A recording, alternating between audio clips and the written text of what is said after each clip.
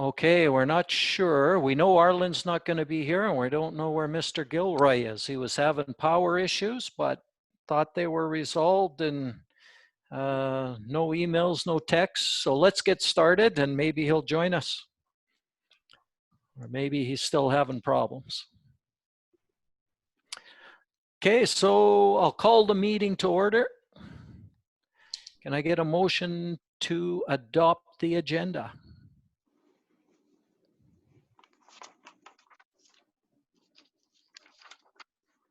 I can make a motion to adopt the agenda as presented. All right, thank you, Deb. There's actually, I wanted to add one item, and that was an update on the COVID relaunch. And I'll make that under new business item 8.4.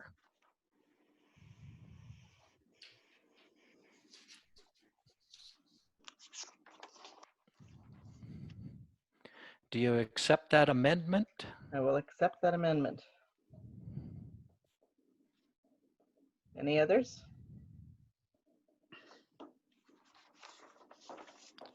All right, seeing none, let's have a vote. And for the votes this time around, we'll have to watch Michael with his hand up. So all those in favor of adopting the agenda? Okay, that passes. Now, no scheduled delegations. Do we have any public delegations there tonight, Brian? Chris? No, none. None? Okay, thank you. So we'll move on to our peace officers report. Can I get a motion on this one? Michael, Okay, Anderson. Councillor Long. Yep, Councillor Long. Council received the Senior Peace Officers April 2020 report for information. Okay, we could hear you pretty well there, Michael. Thank you. Good. All right, Constable Bloom. Good evening. Do you got anything? Nothing out of the ordinary. We have started with our unsightlies. That's progressing, and we now with the skate park opening up, we are patrolling that more often. And I was running radar yesterday. People forget, obviously, and we had 3 issues with the COVID-19. We had 3 complaints in April, of which we passed on to public health, and they followed up with that. Other than that, open for questions. Anyone with, oh, Mr. Gilroy's trying to get in. I'll let him in, and I see Councillor Danaka and then Councillor Rose with their hands up.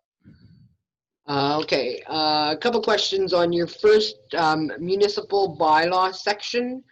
Yeah. You have 1 warning issued for the land use bylaw. That's correct, yeah. Could you expand on what that issue was? It was to deal with some permits and stuff.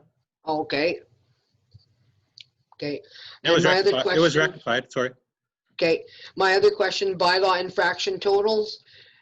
Ken verbal written warning 6 tickets. Can you tell us what type of bylaws that were being enforced there? The part of the tickets were for the graffiti that was going around town. I issued 4 tickets under the bylaw for graffiti. And 2 tickets for speeding under the municipal bylaw. Okay, perfect, thank you. Councillor Rose. I was just curious how things are going with the skate park. I know everybody seems to be happy that it's open again. Are we able to, like, we did have a few people reach out via social media concerned that kids aren't going to be able to social distance. How are you finding things going there? Today it was skate park as normal. I don't know how we're going to enforce that, but yeah, it's going to be difficult when you got 12, 15 kids out there.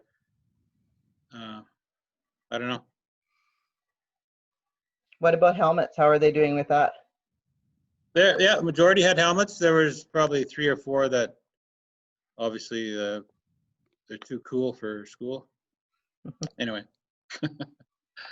Okay. we can comment on that with them and just ask them to get some, whether they do or not. Yeah, I think that consistent reminder is good. I mean, it's tough, but I mean, if the majority are doing it and if you can consistently remind them, because at least it shows the other ones that it is important that they exactly. Yeah. continue to wear them, right? Yeah. Thanks. Councillor Gilroy, we're just into the peace officers report, item 3.1. If you have any questions, we're just going through those.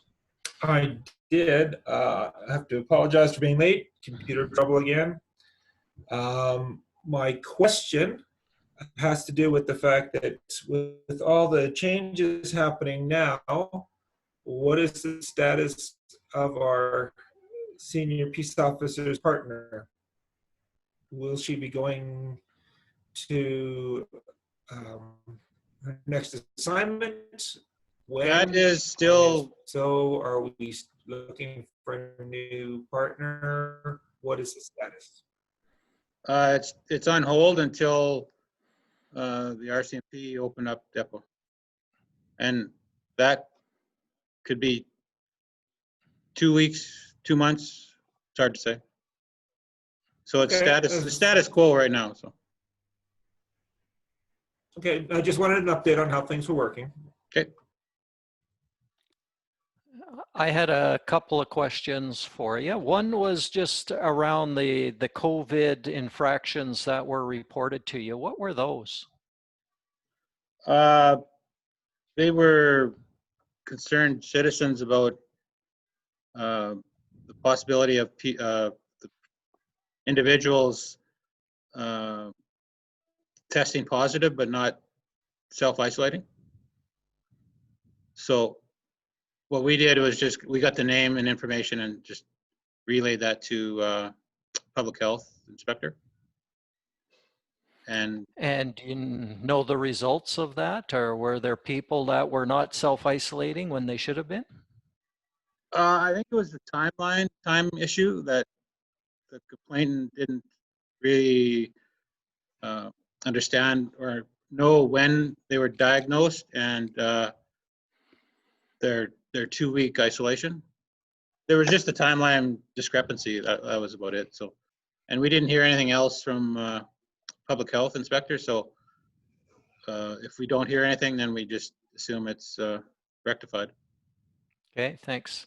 And my other question was just tied into, I noticed that the county put out a news release that they were going to be changing the speed limits in the school zones starting in September to the same, they're changing to the same speed limits we have for the town. But I was just wondering, have we advertised and given everybody a heads up yet that that's coming? We've talked to Design by Tam for the 4x8 signs, and we're going to be putting out 3 or 4, depending on the cost. We're going to put 3 or 4 at each school, and that could happen anytime. We're just waiting for her to let us know when they're finished. Okay. I would suggest maybe we get something out, you know, in our next newsletter or something, just to give everybody a heads up that that's changing. Yes. And then, like you say, once we get closer to September, then we can really hit it hard, but give everybody a heads up now so that they're prepared for it. Yeah. And know what's coming. All right. that was all my questions. Anything else for our senior peace officer? I see shaking heads. Okay, thank you, Alan. Thank you. We have a motion to receive his report for information. All of those in favor? And we see Michael, yeah. And just Donna.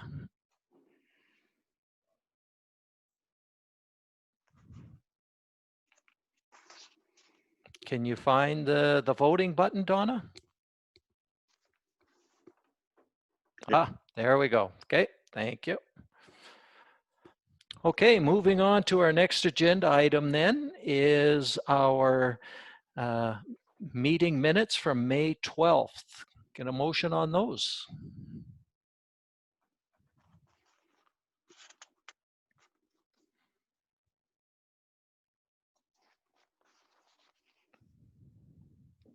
I'll make a motion to receive the minutes from the May 12th meeting as presented.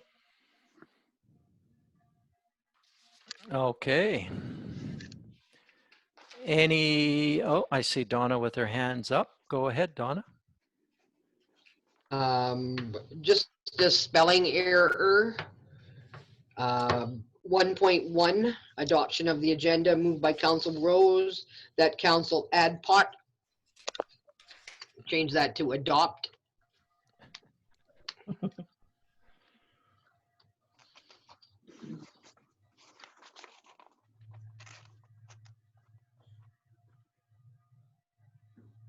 Councillor Rose is always looking to get pot into the equation somehow. Can't slip it by Donna. Okay, any other changes? All right. Seeing none, all of those in favor?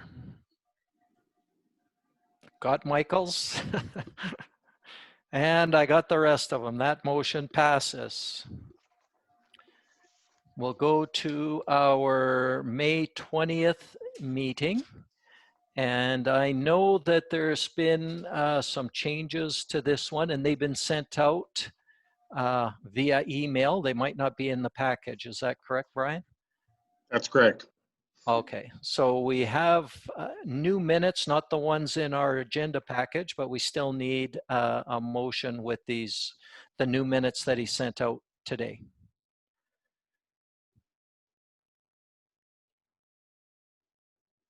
Well, you know what, I'll make the motion that we adopt the minutes for May 20th. Now, how do I word this? As sent out by email? As presented, I guess, is good. Okay, as presented, but it's not the ones in this particular package though. No. But they were still presented though, so Or Okay. the amended minutes. we can do that too.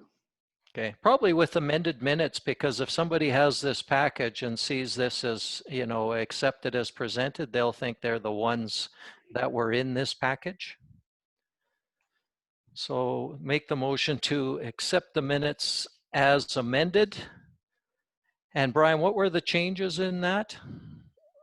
We didn't record the time that Councillor Long left the meeting at 7:09 and returned at 7:10, and he left again at 7:11, returned at 7:18, and Councillor Rose left the meeting at 8:34 and returned at 8:37.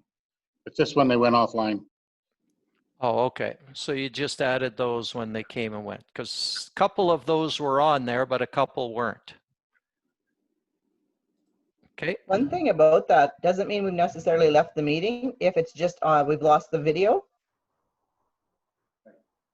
I don't know if that matters. Because sometimes I've lost video, but I can still hear.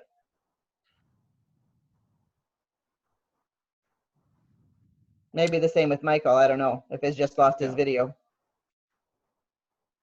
We can amend them again and put in there that at that time they lost video. Yeah, I don't know. I don't know if it really matters, but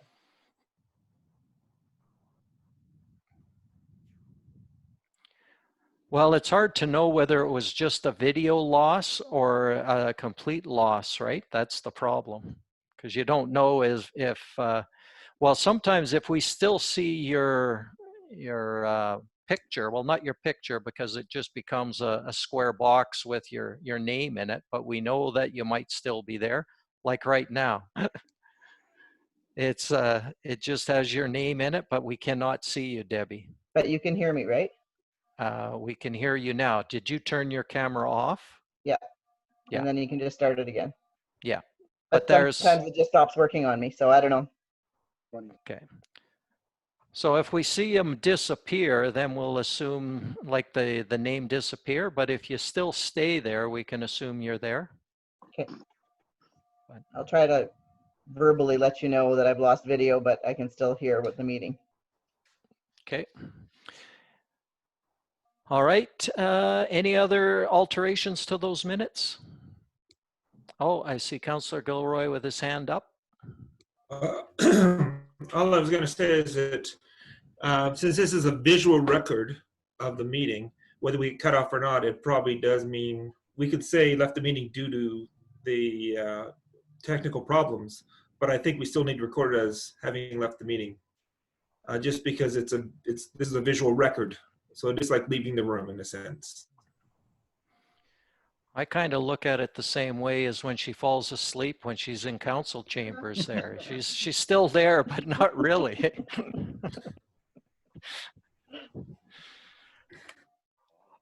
Okay, so we have a motion to accept those minutes. All those in favor?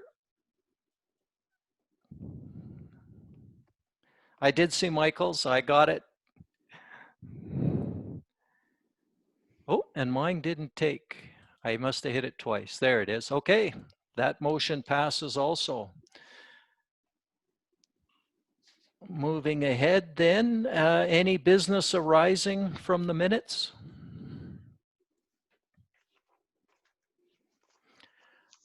Brian, I was going to just ask, I know last meeting we had 3 bylaws that we were going to bring back. I'm just wondering, I was sort of expecting them here. What's the status on those bylaws and why they're not back? They're going to the bylaw review committee. Oh, they're all going there? And do And we have a date for bylaw Mary- review? Marion's setting up a meeting in early June here. that Okay. committee. Okay.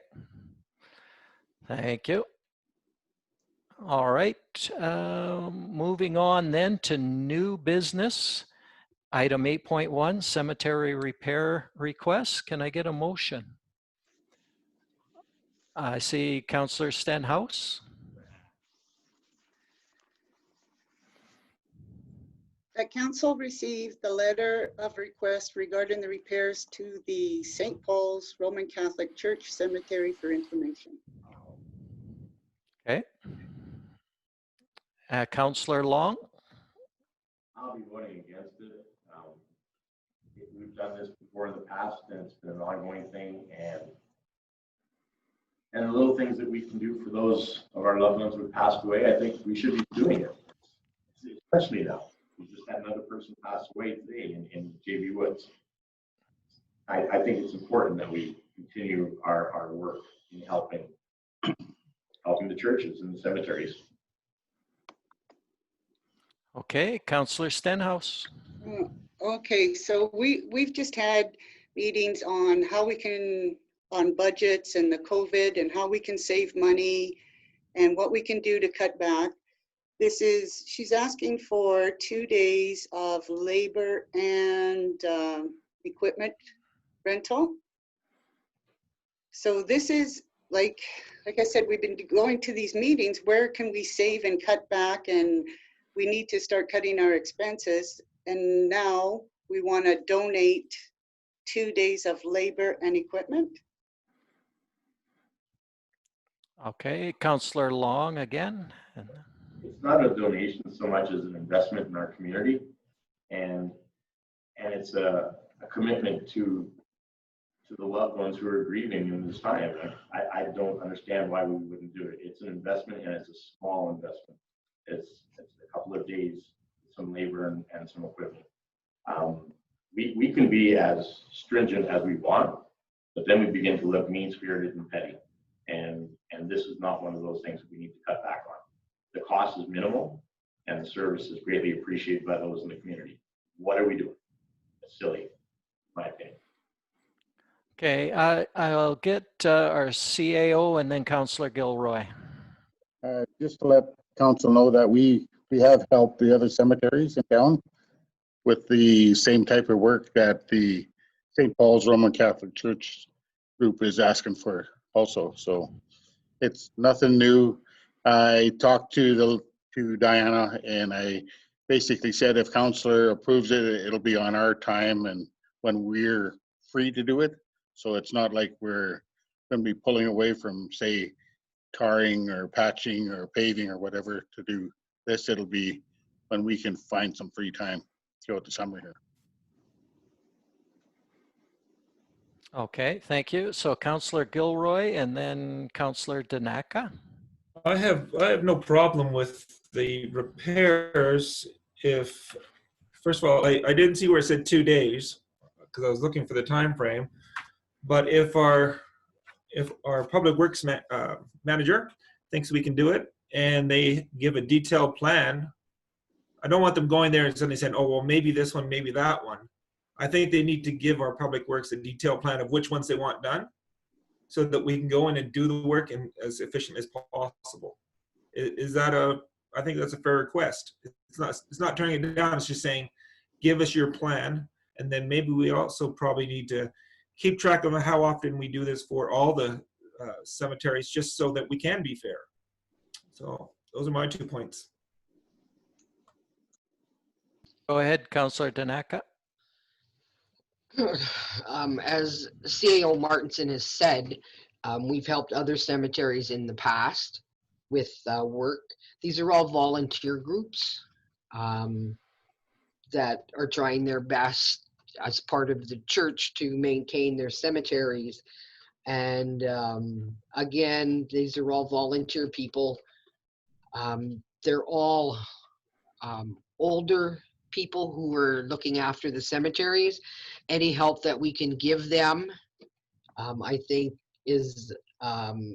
will be much appreciated. And with it being done on a normal shift when they're free to help, I think is more than sufficient. And the less that we help these cemeteries and these volunteers that are taking care of it, it's going to become our problem in the sense that they won't be able to do it anymore. And then we are going to be forced to tend to these cemeteries. So the help that we can give them at this time, I think is far outweighs anything that we do at this point. Okay, Councillor Stenhouse, I see your hand up again, or is that from before? That's from before. Oh, okay. All right. Any other comments on this one before we vote? Okay, we have a motion to receive for information. All of those in favor?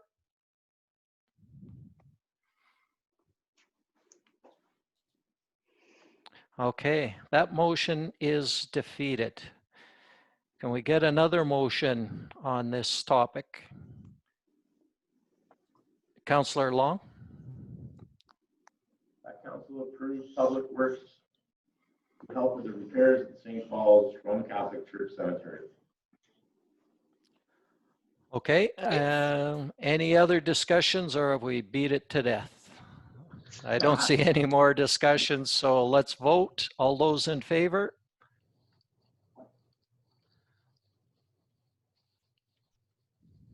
All right, that motion passes. Okay, moving on to our next item, 8.2, Seniors Week. Get a motion on this. Councillor Gilroy? Oh, maybe Donna was faster. Sorry, Donna. I'll let Donna go. That's okay. Okay. Go, Donna. No, go ahead. I took my hand down. I took my hand down. We don't have to fight over this. Okay. that council declare June 1st to June 7th, 2020 as Seniors Week. Are we also supposed to include in that we would put it on all of our media sources as well as part of the motion, or just declare it? What do you want? I think The we could motion is say, and just- we could ask administration to. We will be putting it up. Okay. Okay, but do we need to put that in the motion? Okay, I just want to make sure the motion's correct. Okay, go ahead, Brian. Further to this, as far how long we get into this COVID thing, we still plan on doing something for the seniors. So hopefully by the end of summer, we're back where we can host a barbecue or something. We're going to put something on for them. Oh, okay. Yeah, So you that's still the- want to do something. It's just a That's- matter of when. Yes, that's the intention. Okay. Yeah, I'm just wondering, like I did read in there, like, is there some other way that we could recognize the seniors during Seniors Week? I'm not sure what else we could do because several of them are, you know, in the lodge and aren't able to get out. Some would be able to, but I don't know how else we could recognize our seniors other than marketing it on the sign and everything else. But Councillor Stenhouse. So why don't we rent one of those signs that they have like at the IGA in the drugstore corner and just say Seniors Week from the town of High Prairie and skid it on over to the lodge? Okay, that's one idea. Councillor Danaka, did you have? If we're still in some type of COVID isolation or whatever, I mean, we could still have some type of COVID type parade that would go by the seniors, senior center of some sort or whatever, just so they know that we are acknowledging their contributions in some way, shape, or form. We should try and, you know, do something to acknowledge them somehow. Yeah, that's, you know, I agree. It'd be nice to do them. We have one idea is to get a sign and put it right up at the lodge. That hits some of our seniors, but maybe not all of them, but yep. Brian, go ahead. Alan's sitting here shaking his head, so I think Oh, maybe, no sign there. I think what we could do is maybe have our peace officers, maybe you can contact the RCMP, fire department, maybe we can do a loop in there with the first responders sort of thing, and during Seniors Week, and we can let Lindsay know they're coming at a certain time sometime during that week, and Okay, yeah, that would at least be something loud and proud. we'll put it up on our website too. And you can go by the nursing home too. Yeah. It worked out really well for Easter. Councillor Gilroy? You had your hand up, I saw. No, I was just thinking, are we doing this? I'm thinking that we do this technically on behalf of the town, but it's really for all the county as well, because they're so interconnected with the town. That at one point I was wondering if maybe if we can't get some sort of because of COVID, we can't get some sort of food activity. Could we make something, because we know how much a food activity would cost us, could we make something a little less than that, or around make some sort of donation to the seniors club in town on behalf of the town to recognize the importance of our seniors? Another idea. Just on that one, I mean, we're hoping to do a barbecue later on. So if we canceled the barbecue, we could do that. But I think the intent is still to use the money for a barbecue. Yes. I'm just saying, it if we opens up. don't get the barbecue, Yeah. if we don't get the barbecue, we can't do anything else, and you still want to recognize them, maybe we could put something in there, like maybe, I don't, we could repaint their shuffleboard court or something that would just say that we recognize the importance of our seniors. Okay, well, we have a couple of ideas. I guess, how do we want to proceed with those ideas? We've got, I think with Councillor Gilroy's, it's wait and see if we're going to use the money, and if not, then we'll come back. But we had one for possibly putting a sign up there, and the other one was to do a drive-by at a certain time to let the seniors know that we're thinking about them. And just my preference would be sort of the drive-by one time, get them all like a big loud splash and let them know. But I'm open to that other idea also.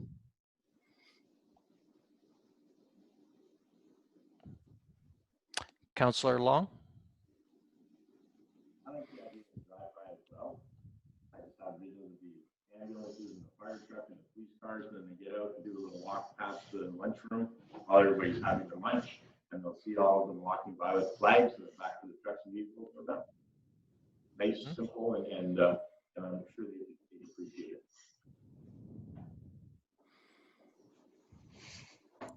Yeah. Okay, do we need a motion on that, or will the town just, We'll just do it. you'll just do it? Okay, and so that's a good idea from Constable Bloom, and if you can get the RCMP to participate, that would be wonderful. Yeah.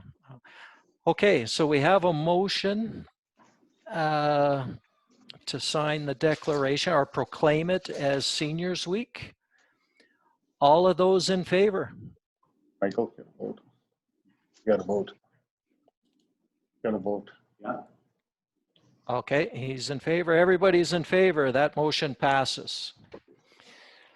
Item 8.3, request from the Children's Resource Council to have a representative on the board. Oh, I see. Oh, no, she had her hand up and quickly pulled it down. Can I get a motion on this one? Councillor Gilroy.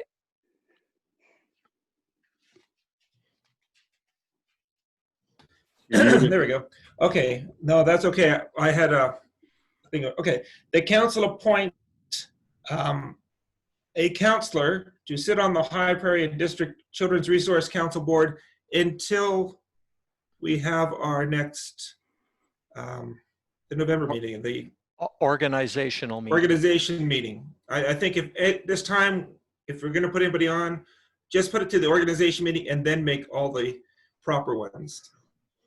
So that's what I'm saying. My motion's only to the organization meeting, and then we can reevaluate like we've done with High Prairie Aboriginal and any other that we've been asked at the same time. So that's my motion. Okay, thank you.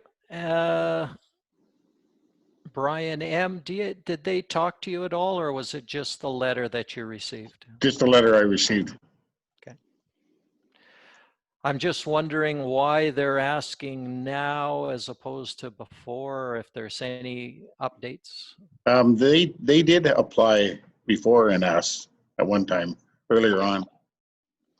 But I think since they've got this here as the main office, that they want to show all the region that this council is supporting them strong. So that's the reason why. So. Councillor Rose and then Councillor Danaka. I have talked to Lindsay about this, and she never didn't want a town councillor to be on the on her board. It was our decision to, I think it was Councillor Carrier that was on the board years ago, and we were looking at which boards we thought we could be on and which ones we thought we didn't need to be on anymore. And there was a decision that our council made to take a member off of this board. But in conversations with their director, she says that she feels like that the town really should be sitting on this one, and that like the counties there on, the county always sends a member to this board, and that she feels that we're missing information that we could be working a little more closely with what their organization is going. She feels like they fit in just like FCSS, but they just look after sort of the younger version of what FCSS is doing, because they're looking after youth and seniors, or older youth and seniors, where she's looking after just the younger children. So she wasn't certain why we stepped outside of it. Okay, thank you. Councillor Danaka? I know earlier on in our first term, Councillor Carrier was on that, and he basically felt that it really wasn't of value. I know now, with the way things are going, the Children's Resource Council is now, like, their mandates somewhat changed, because now they're regional, I believe, as opposed to just local. So that might be why they're requesting a member of town council to be on the board. I don't have a problem with having somebody, if somebody wants to be on that board, again, until the organizational meeting. And then we can go from there. If they see, if whomever that person is, if they see that there's value in being on that board, then we can look at it to adding it in the organizational committee structure. But I don't know, is there somebody who wants to step into that role right at this point with the Children's Resource Council? Okay, I can't answer the question if somebody wants it, but I do see that Councillor Gilroy's got his hand up again. Just a clarification, because in the letter, it does not say when they meet, how often they meet. So for example, if they meet during the day, Councillor Danaka doesn't have a chance at it. If they meet at certain times, some of us may not. So before we can appoint someone, I think it's important we know when they meet. What if they meet during our meetings now? I mean, there's something to be discussed this way. Well, why don't we So just appoint a counselor at this point, that we approve the appointment, and then have Mr. Martinson come up with the details. He can email that out to us, and you can put your name forward if you're interested. Sounds good. You got Councillor Long back there. I see, yes. Yeah, Councillor Long, go ahead. And my concern has always been, and has always been, and will continue to be, that community groups and organizations feel that somehow it's beneficial for them if they have a counselor sit in on their board and have voting privileges and all of the other things that go along with being on the board. And again, Councillor Gilroy mentioned, what days do they meet? How often are they meeting? And rather than have people sit on boards, it could be liaisons instead, and they would do just as good to pass on the information, because that organization will be calling and saying, this is an important meeting, we'd like you to attend so we can bring the information back to council. Then that's a valid thing. The liaison can go to that meeting and then bill it out. But as it stands, we'll have another committee and more money being spent in the tune of thousands of dollars. And so we're looking at ways to cut. Creating a liaison structure versus a committee structure, I think, is the way to go, because then we don't have to attend every single meeting, and we don't have a vote. I don't think we should have a vote on these nonprofit organizations. And so I think we should be on a liaison committee. It saves everybody lots of money and still keeps everybody informed. But that's just my opinion. Okay, thank you. And just my thoughts, like, I think the Children's Resource Council is an excellent group, especially for the ones with, with kids in our community. It's a good resource. There's no doubt about it. But we also know we're getting into, when we started, last term with a lot of us with councils, one of the things that we were tasked with doing is reducing the number of committees that we sat in on. And so that's always, it's hard to say no, because they're all good committees. They all serve a purpose in the areas, but where do we draw the line? That's the tough one, because we're going to keep getting requests to sit on various committees. And I don't know if we have a great way of saying this is where we're going to draw the line. And because, yeah, I mean, perhaps Children's Resource Council is very much like FCSS, but I do see a difference with FCSS in that we do put money to fund them, or we don't necessarily give money to the Children's Resource Council. So we need to come up with some good criteria to go over it. With that said, maybe with the new format of the Children's Resource Council being selected as the hub for this area, because they did have an agreement with previously with the Smoky River area. They were sort of the central for them, but they now have the Slave Lake area with them, so they are a bigger hub, so to speak, now. So yeah, so with that in mind, I wouldn't mind, we could have somebody on. I don't have a problem till October and reevaluate, but I think when we get to that meeting in October, we've got to have a good hard look at what we're going to do for which committees we're going to be on and which ones we're not going to be on, because it's just a creep, eh? It's this committee creep that we're just getting more and more committees that we're being asked to sit on. Okay, anybody else want to chat on this motion? Okay, we have a motion to, we didn't get necessarily a person that wanted to sit in on it, but were we going to wait, or do we want to appoint a person right now? Anybody want jumping up and down? Councillor, I see Councillor Gilroy and then Brian to speak. Well, I like what Debbie suggested, that until we find out when they meet, how often they meet, that we just appoint a counselor, and then when the administration finds out what the parameters are, then we can volunteer to be on it. Because I can't commit until I know when they're meeting. And it's a good thing to be on, even if it's just for a few months. But schedules are schedules. We need to know when they meet.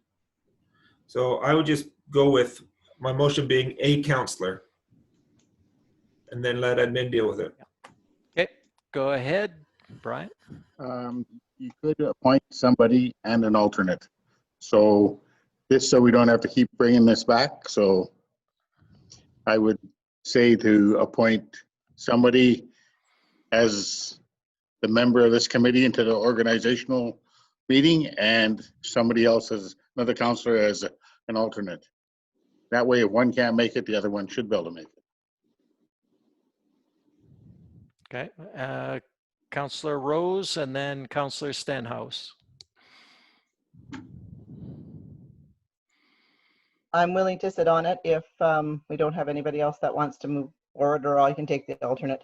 I believe they meet monthly, and I thought that they actually met in the evening, because they have outside board members that work in like real jobs. Like I believe James Wakel is still a board member, and I'm pretty sure it was a 7 o'clock in the evening monthly meeting before. Okay, Councillor Stenhouse. So do you know if they're having virtual meetings, or they're having meetings where they're 6 feet apart? Does anybody know that?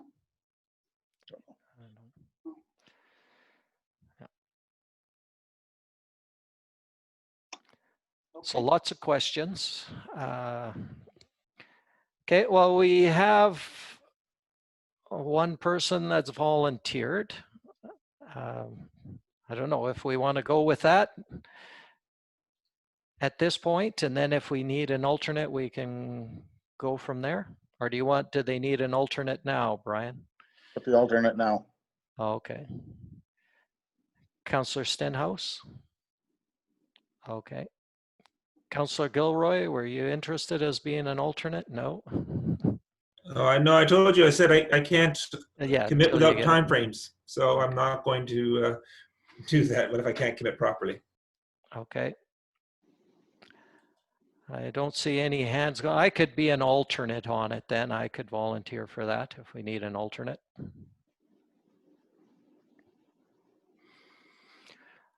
Are you all right with assigning those two people, Brian, and as opposed to just the counselor, because it was your motion? I'll amend it to put in Councillor Rose and then Mayor Panasek as the alternate. Okay. Any last comments before we vote? I don't see any, so all of those in favor? Opposed? Oh, Okay, so we have, that motion will pass.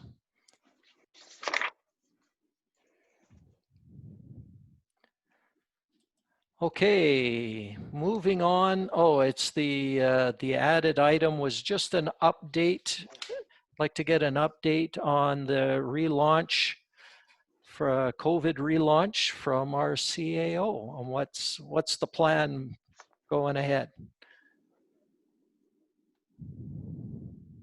I've basically been following what the provincial government has been doing with the opening of facilities, whatever. And I had a bunch of notes written down someplace in here, but oh, here you are. I get daily updates from Bryce Daly with the Alberta Emergency Management Agency out of Grand Prairie, and he gives announcements on the relaunch. So I've been basically following his lead.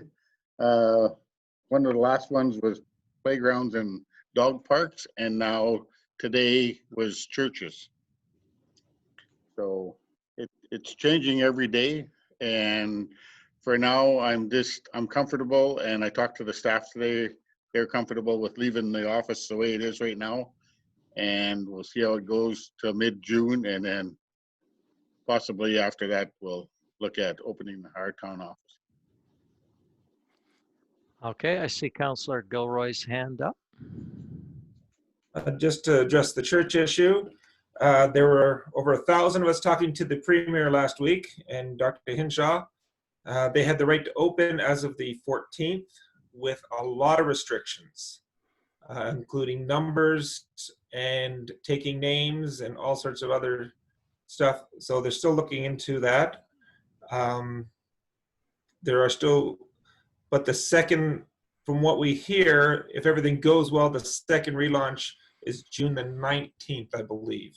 And that's when they'll raise the number of people who are allowed to be in inside areas. But there's a lot of restrictions on internal meetings, especially anything like a worship service or anyone who uses those facilities. And singing. Well, it's singing, no, you're not allowed any snacks or equipment. You have to totally sanitize the place. There's certain people have to wear masks. No children are allowed to be away from their parents. I could go on, but I'm not going to. There's a lot to do with that. So I did have a question about the launch. Are we, since the park is technically open for JC Park though, are we leaving the gates open now? No. For JC Park, since Only the so walking, only okay. the walking trails are open. Well, then we have to figure out how to close it because there's a lot of people using JC Park. They're parking on my side of the street and walking in with baseball equipment and walking in with all sorts of picnic equipment. And I don't think they're going to play baseball in the forest. So my question here is, since we opened the skateboard park and the playground with it, are we then, first of all, are we going to be contacting or whatever the status is for the schools with their parks? And we have a number of parks, including the one CRC's just tried to give us what's happening with all those parks, then please. I don't know. I have no control over them, the playground parks, or the We have schoolyards. control over all of our parks though. Yeah, All our parks and playgrounds. yeah. And our playground park is open here, skateboard park. I see Councillor Stenhouse is chomping at the bit there. So if our skateboard park and our parks are open, why aren't we opening up JC Park? Just so they can go and park in there and like, I'm not following this, why JC Park, the gates are still locked. JC Park is not a playground park. It's more of a nature walking park. Ball diamonds. And the Worried about- campground or the Yeah. picnic area. Yeah. But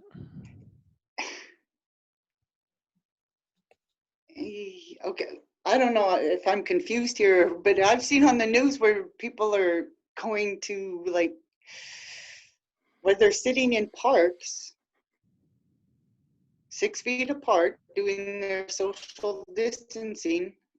I still don't understand why JC Park cannot be opened where people can just go and sit, social distancing, 6 feet apart. okay, Councillor Rose. Mr. Martinson, is it mostly because that park is a baseball diamond and that will, as soon as you open that up, that's probably what it's going to feel like, is that we've allowed the baseball diamonds to be open? Yes, It's not really a picnic park per se. I mean, there's opportunity to go and sit at a couple tables, but the majority of the park is ball diamonds. And yeah, walking trails.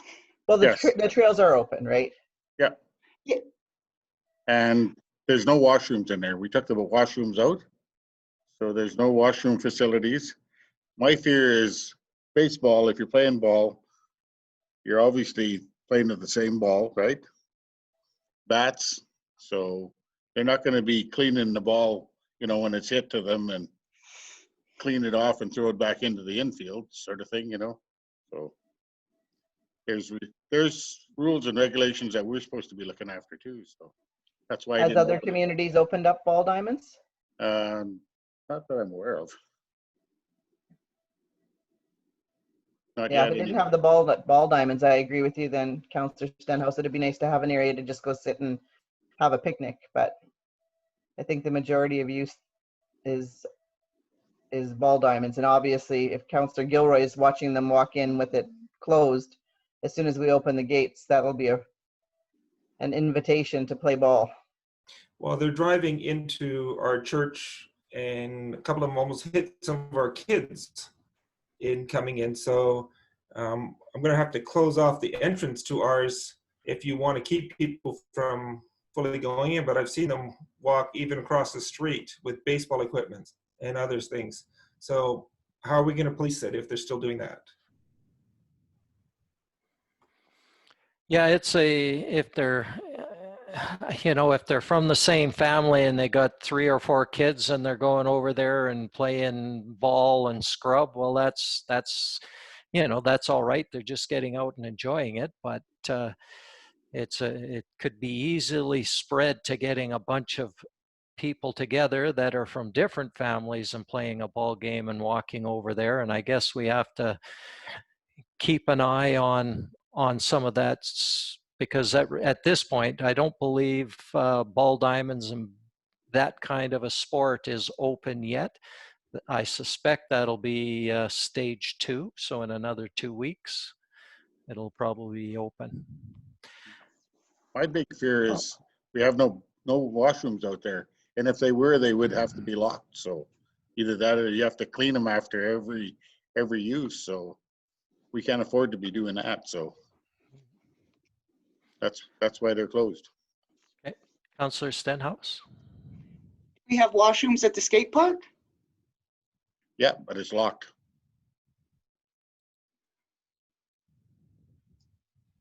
Okay. No, I'm not following. We have the skateboard park open with no washroom, but yet we have JC Park closed because we don't have facilities there.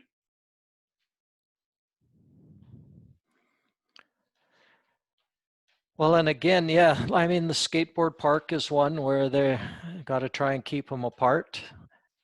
I'm not sure. Like, that's what I mean. I just wanted some discussions to make sure that we were all on the same page on where we're at. And I'm not sure what the province's stand is on recreation facilities like that. I believe that they're still supposed to be closed, like soccer pitches and that kind of things. But I do know that they were allowing some tennis as long as you had certain rules there too. So they might be differentiating between some of the sports. It says that playgrounds must comply with gathering restrictions and physical distancing. So, Councillor Long.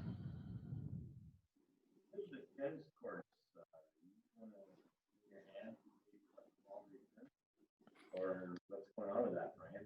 I'm not sure how I follow how tennis is better than baseball. Sorry, Michael, you were very hard to hear that time. Well, allow me to do it again. With tennis, as opposed to or compared to baseball, when you're playing tennis, are you going to wash your hands first before you pick the ball up and then serve? No, my understanding with the tennis regulations is that I mean, there's no doubles allowed, it's just singles. And you're at opposite ends of, the court. So that part was supposed to be deemed all right. There was talk that you're supposed to be using one set of balls when you're serving and another set, like it's supposed to be, you're supposed to keep your balls separated. So, but realistically, is that stop? That's not going to happen, right? I mean, yeah. I don't want to see balls getting mixed up here. Thank you for that explanation, Mayor. But I do believe that they were allowing tennis from the province. Oh, Okay, so I guess, Brian, you're watching that. Just keep an eye on it, and we can look at why, and when we reopen. But we do have, like, JC Park. How has it been going at the campground? there's a few campers in there, and they're separated. There's at least a stall between each one, and the washroom facilities are all locked. So, And the cookhouse is locked up too? yes. No, Okay. No. Oh, I thought the cookhouse was supposed to be locked, like the No. group cookhouse. I don't think anybody's using it. I don't know if she put a do not use on it or whatever sign on it. Oh, So, okay. Okay, so it is not supposed to be used. yeah. Okay, Councillor Gilroy? Okay, and we're patrolling. Are they allowed to use the playground equipment at the campground? And secondly, do we have any official word on whether the golf club is fully open yet? The golf club is partly opened, from my understanding. So, I still think that you can order food to take out, but you can't go in and sit down and eat.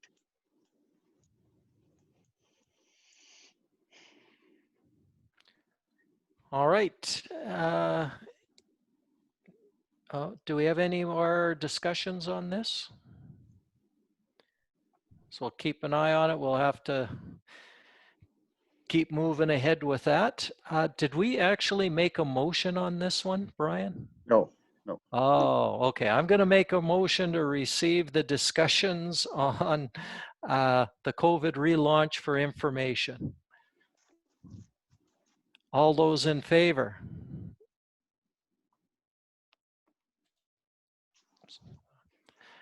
Okay. Okay, I saw them green and then off, so good, yeah. Okay, that passes. So moving on to our next agenda item, which I'm sure will generate some discussion. Residential bee and hen keeping. Can we get a motion? Counselor Stenhouse. I'm going with option 5. Okay, Are you ready? I'm ready. Or I don't have to be ready, but Nancy's ready. Fingers on your keyboard. That council duplicate and accept Grand Prairie's residential beekeeping bylaw within the town limits of High Prairie and forward the bylaw review to the bylaw review committee to amend the animal control bylaw. Shall I start the conversation? Sure, go ahead. Okay. So I'm going to start with the survey. And surveys can be, yeah, I don't know how to say this. It's all in how a survey is presented and the questions that are asked and how you answer them and everything else.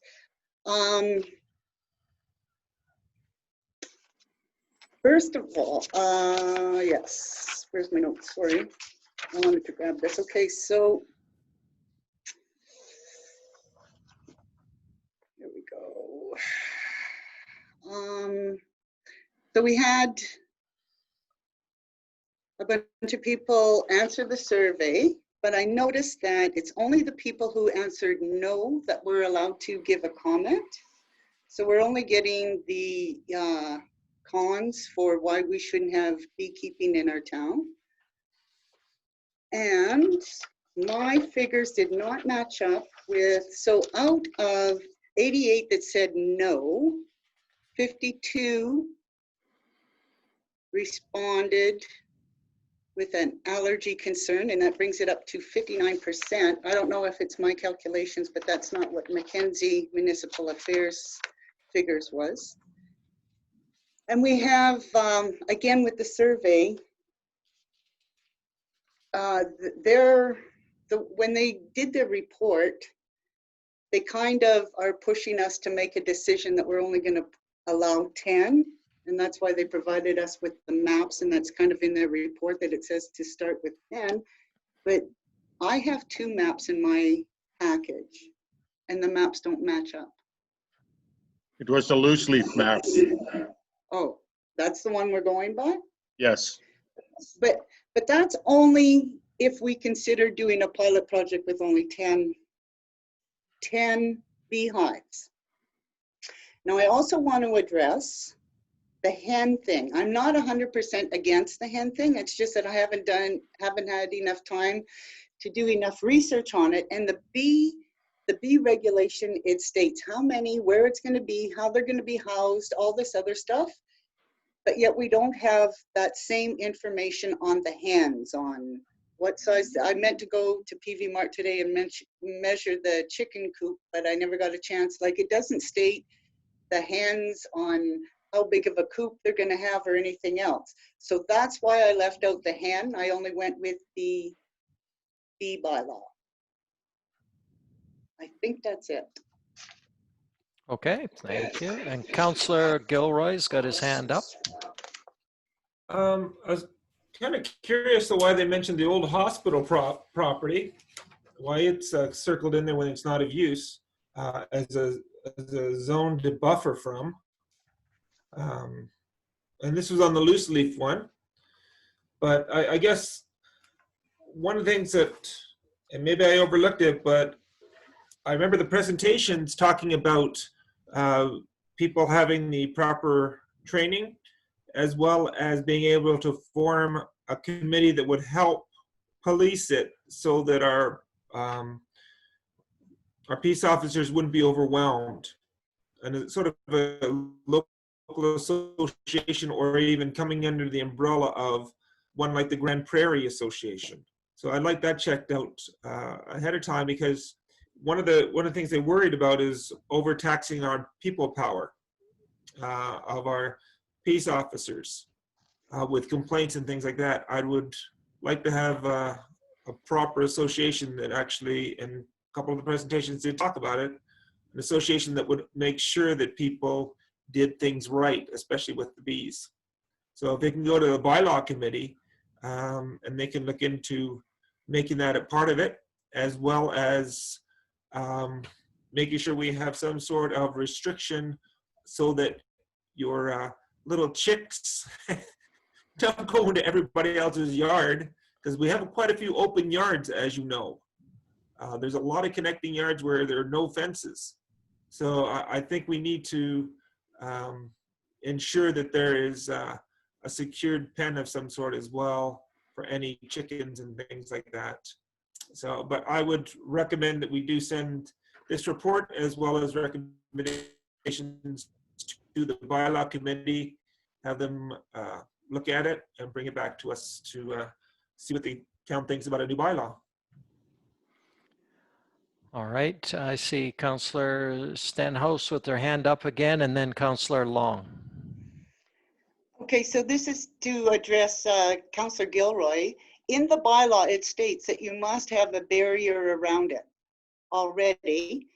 And as we had public delegations who come and stated their case on why they wanted the beekeeping, not only are bees good for the ecosystem, but also in some of the answers to the no respondents, there was some misinformation about there's too many bees in town already. The beekeepers this year lost almost more than 50% of their bee crop that didn't make it through the winter.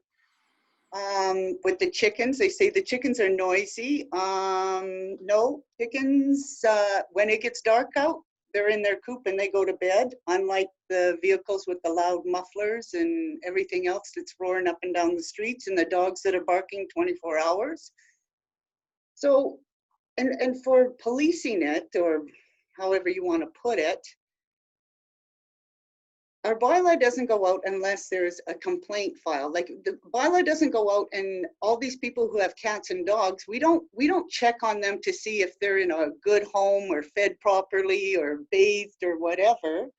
So I don't see the issue with us using up our resources on the bee population. And it, like I said, it states right in the bylaw that you have to have a barrier, either a fence or a treed area around for the bees. Now, I'm not going to get into a full response on that one, Mr. Mayor. I'm not opposed to it, as I said.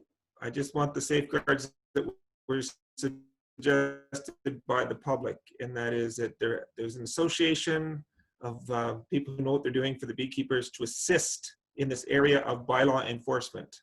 So I have no problem with it. I just want to make sure that the people know that there is someone, so we don't lay everything on the hands of our peacekeepers. I want to make sure that there is some sort of association that will oversee it, and as well that they have all the training that our delegates had said as well, so that just not anyone can pick up the bees. So for the protection of the community. You're muted, Brian. Sorry, Councillor Long, go ahead. I'm in favor of having backyard honeybee keeping in town. I'm not in favor of having chickens in town.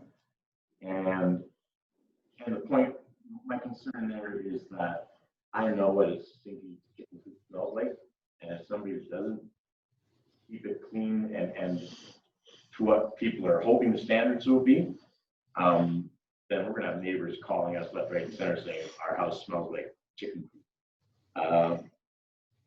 That being said, I'm absolutely 100% in favor of beekeeping in town, but I love the idea of going with a smaller introduction.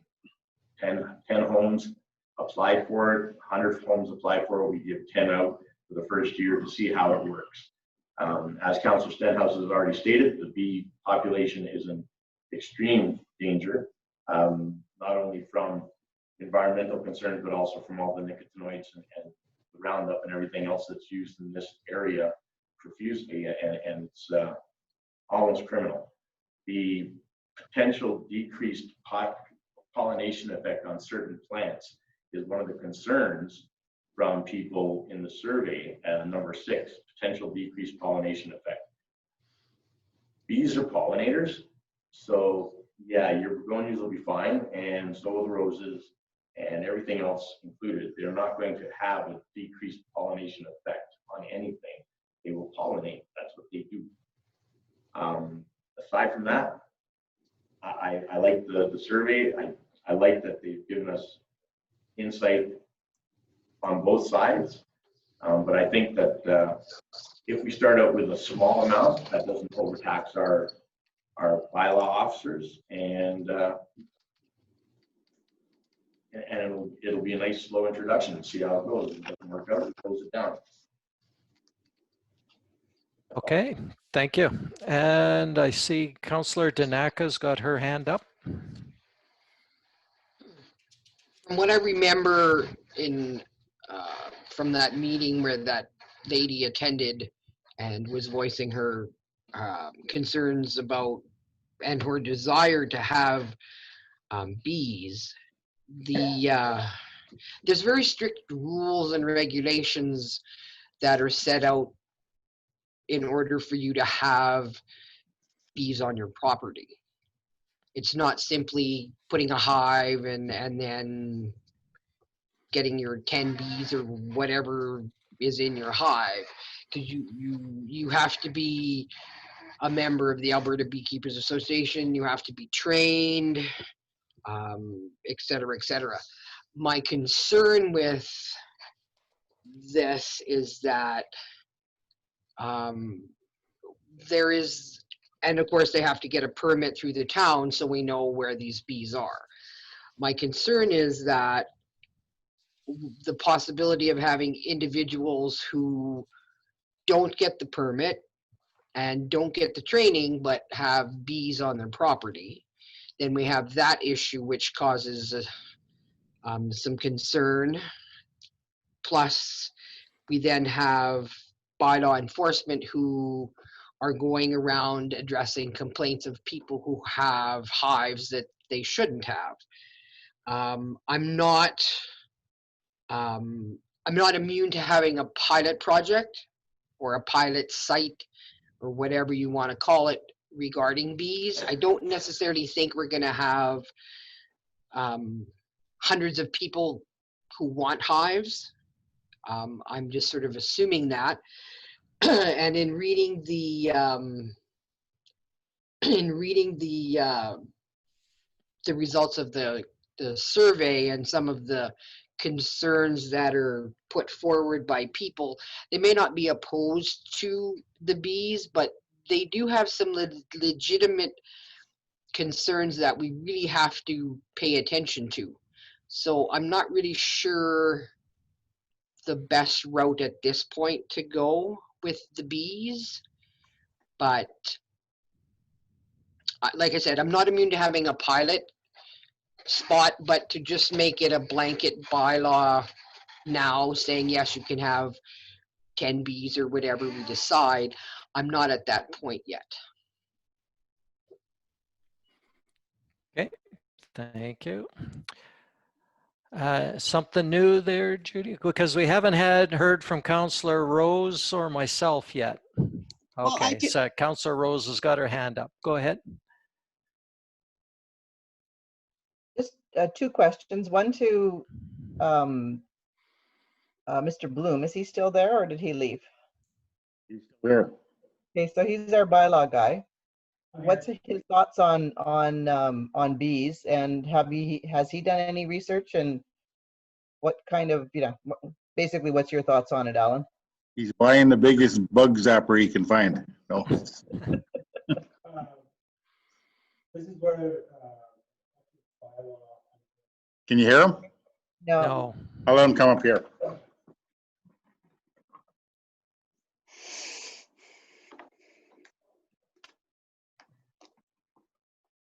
This is where we have to have a very good bylaw which is worded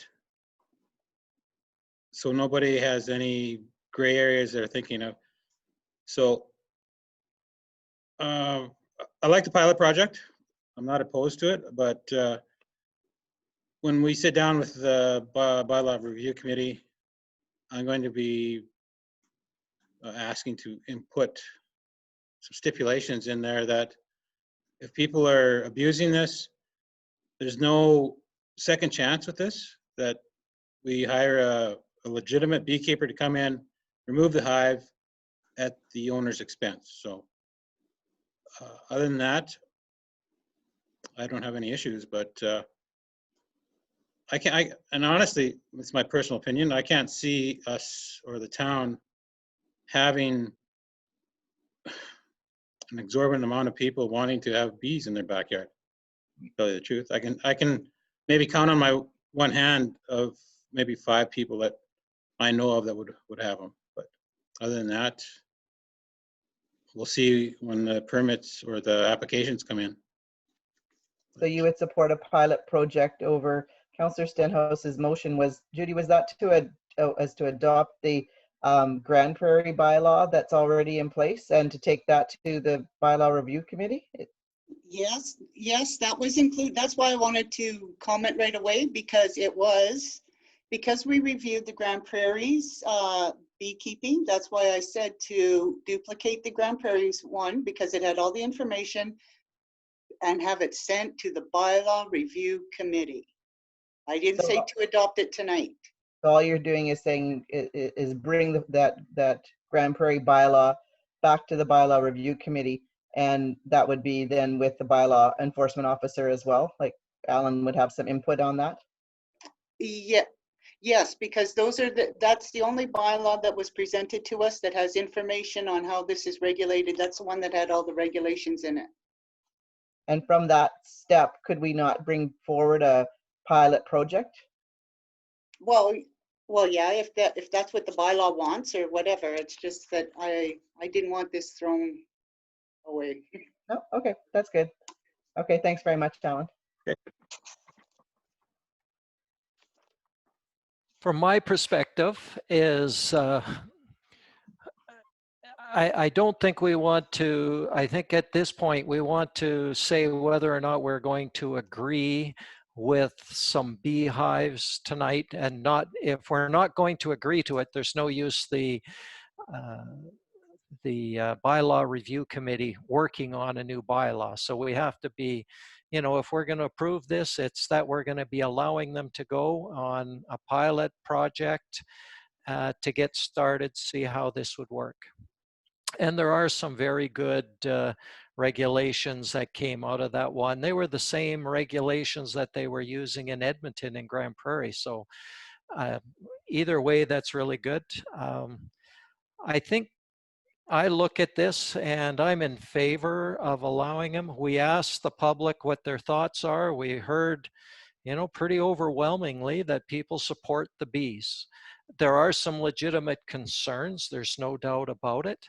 But both bees and chickens were given the nod. And if we're going to ask for the public's input, you know, we should be looking at it and saying, okay, yeah, because it was what, 65-35% in favor of having bees, and it was 75-25 for allowing chickens. So my point of view is we could do a pilot on both of those and see. That's my thoughts. I mean, they've got, and I do hear like the smell of them and stuff, but there's lots of research that it's even less smelly than having a dog in your backyard. So, I mean, I know that there's people with multiple dogs, and they're more noisy, and they're probably more smelly than a properly maintained chicken coop would be. Okay, and I see Councillor Rose's hands up again, or is that from before? Oh, that's from before. Okay, so any other comments before? Okay, one more time for Judy. Well, like I didn't mention the hens in here because we really didn't have a platform to go on with the hens. And I know what you're saying, yes, that the people are asking for it, but we need to look into that before we make a motion to put it through. Do you know what I'm saying? Like the I- bees, we had information and we had all kinds of stuff. Where the hens, there's no, They did bring forward the regulations on the chickens, and they did have requirements for the chicken coop and everything that was brought forward to us when they came in. It wasn't the focus of our discussion, but there are regulations in Grand Prairie and Edmonton with chickens, just like there is bees. mm, And we could just copy that regulation like we do with bees. But your motion at this time has been limited to bees. And so we'd have to look at that one. I'm just curious, before we move on, I'd like to hear from our CAO because he recommended receive for information. I'd like to know why. I got nothing against bees, except when I'm in my backyard and my neighbor would have a hive. I've been around bees and they don't stay to their yard or whatever. They're flying all over. And if you're sitting in your backyard, having company, having a drink, where are the bees at? They're going to be in your drink, in your face. So I have allergies, not to bees, but I do have family members that do have allergy. That's why in the drawings I had, the blue area was basically like the 300-foot perimeter. So I think what Cometi was referring to is that if somebody did apply for to raise bees within a residential area, he would have to go to his neighbors within a 300-foot radius of his property and get permission from him. And I said, basically, if he got one nay out of there, then basically you're going to be scrapping his application. Okay. I understand, and I see Councillor Gilroy has got his hand up.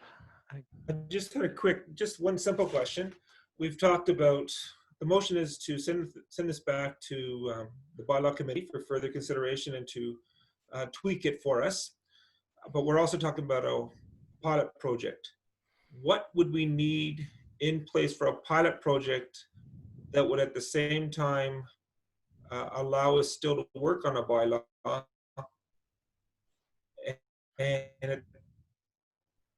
And if we decide to end the pilot project, how would we then deal with owners who may have thought it was a success, but we don't consider a success if it goes that way? So I just want to know the procedure that we would look at, since this is totally out of left field. What is the advice we've been getting on how to implement a trial period versus, or in the meantime, keep the regulations so we can move to a possibly a real bylaw or a permanent bylaw?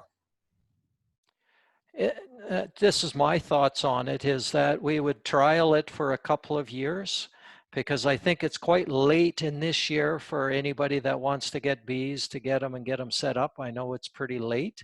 So I don't know if we might have that one that was in doing her presentation. She seemed very keen on getting her hives in. So it's probably only going to be one, and that's all I could see, because you got to get your hives ahead of time.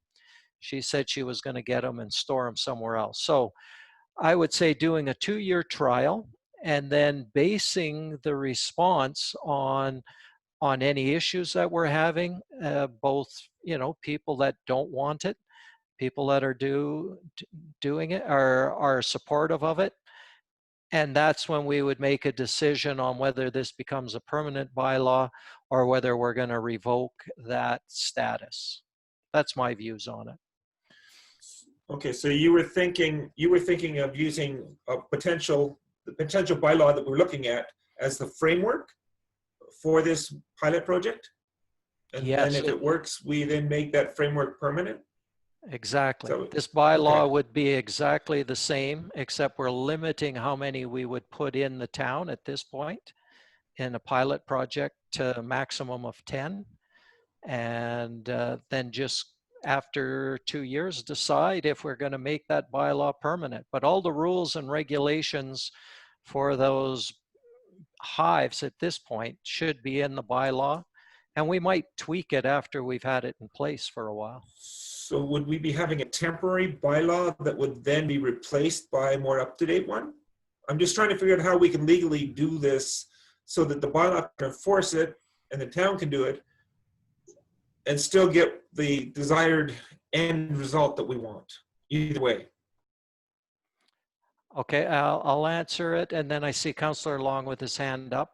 I believe like this would become when we pass a bylaw to allow bees, that bylaw is in effect. It's going to be a bylaw that would be in place, and we can specify for the 2 years, and then afterwards we could revoke that. So it would be a beehive bylaw that we're putting into place, and we may have to tweak the animal bylaw, I'm not sure, but that's where I would see it. And Councillor Long, sorry, go ahead. We listen to our peace officer, Constable Bloom, was saying that we need a good, strong bylaw. And if we're going to create a pilot project, then put the wording in, make sure that those participants are signing off on it as a legal document, that this is a pilot project for 1, 2 years, whatever it is, and that they have to conform, they have to be educated, they have to receive their certification. The public has things to do as well as we do. And so if we're going to put this in place, then we have to make it really crystal clear so that the people who are getting involved know this may not last into a 3rd year.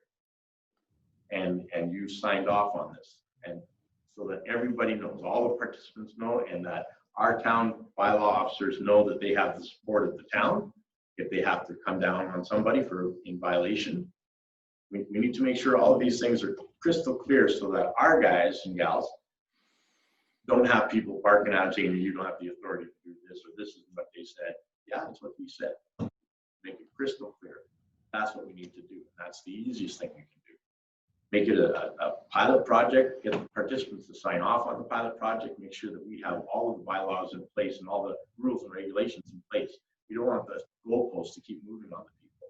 We might have to change it, but we can change it with the people participating in the program, helping us make those changes. So I see them being instrumental participants in this pilot project.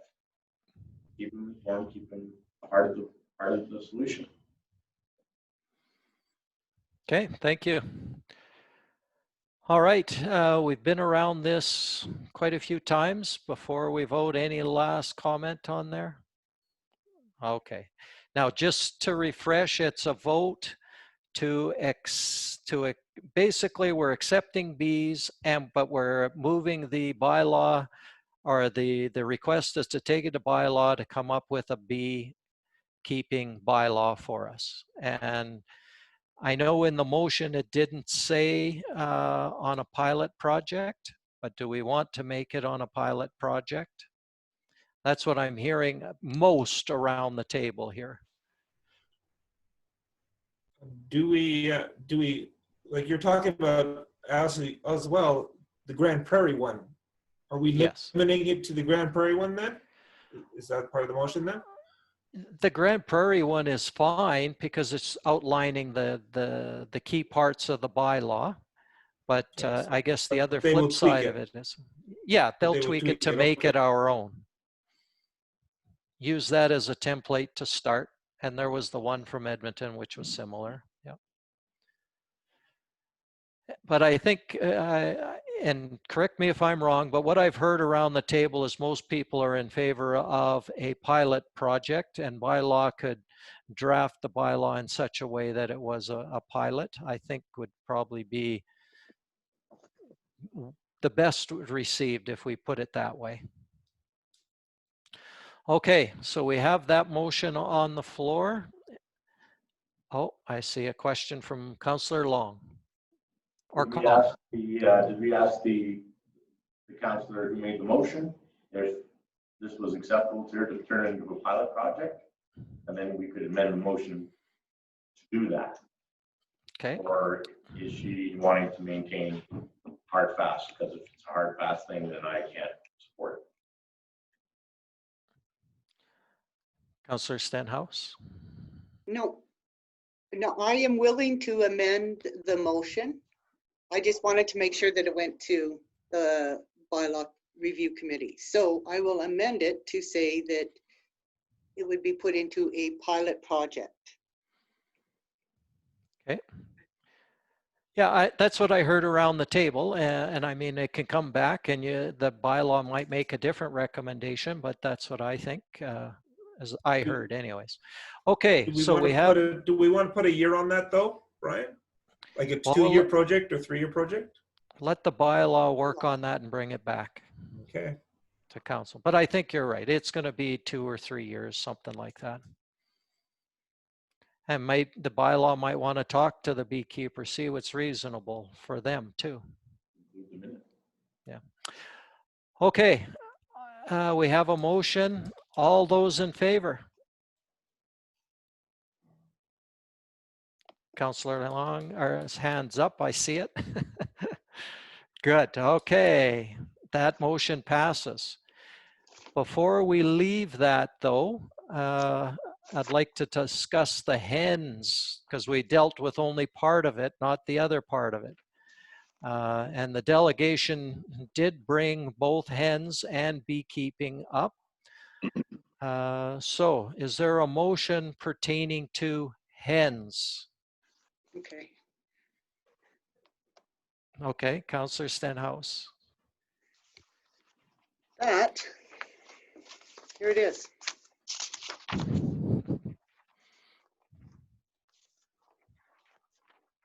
That council received the results from the hen survey and send it to the bylaw committee review committee to adjust the animal bylaw.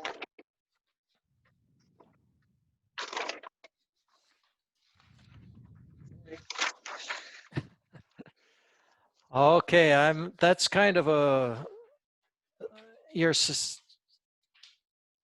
know. yeah, it's a little fuzzy there. I think you're saying that you want to have the, would you want to make it the same as what you did the Yeah, hen that's one exactly or it. the bee one? Yeah, that's exactly what I'm trying to say. Make it exactly like the B one. Okay, so basically what you're saying is we would be looking at allowing hens in town, and we want the bylaw committee to come up with the bylaw, the rules and regulations on what would be needed to have hens in town. Correct. Are you doing that one on a pilot project also, or not? In my mind, yes, it would be on a pilot also. But that's Judy's motion. That's up to her. Yeah. Okay, here we go. The same. That council accept the residential hen keeping bylaw within the town limits of High Prairie and forward the bylaw to the review committee to amend the animal control bylaw on a 2-year pilot project. How does that sound? Okay. Or do you want to put a year in there or just leave it open like we did with the B one and have the bylaw committee come back with a recommendation? 2 or 3 years? I would say leave it at 2 years. Let the bylaw committee hash it out. They're the ones who pick at this and make it. Yep. Well, that's why Clear. I was wondering if you wanted to specify the years, so you're not giving the bylaw committee any room to negotiate the period, that's all. But if that's what you want, that's what you can ask for. Yep. I got a hand up here. Okay, Councillor Long and then Councillor Gilroy. I'm not sure if I heard the motion correctly, but your motion said that we turn the HEN bylaw over to the bylaw review committee, but we do not have a HEN bylaw of any kind, nor do we have any information regarding that. So we don't have anything to send to the bylaw review committee. There is the bylaws that came from Grand Prairie and Edmonton that could be sent forward. They had chickens in there? See, Yep. I don't remember. They did have some regulations, or maybe it was the report that came from MMSA, but they did have some they had some recommendations on exactly coop size and how far from the property line, edge. Yeah, for both bees and for chickens. So we could take that as the basis to build that bylaw. Okay, Councillor Gilroy. A little along the same line as Councillor Long, maybe we can change it to recommendations as opposed to bylaw, because it's really not our bylaw going to our bylaw. But I guess the other thing is, I'd just like to recommend that maybe we talk to the Ag Department of the county as well for extra information on that might help with drafting up a proper bylaw for this. Just a suggestion. That, and of course keeping our peace officer or peace officers in the loop on this.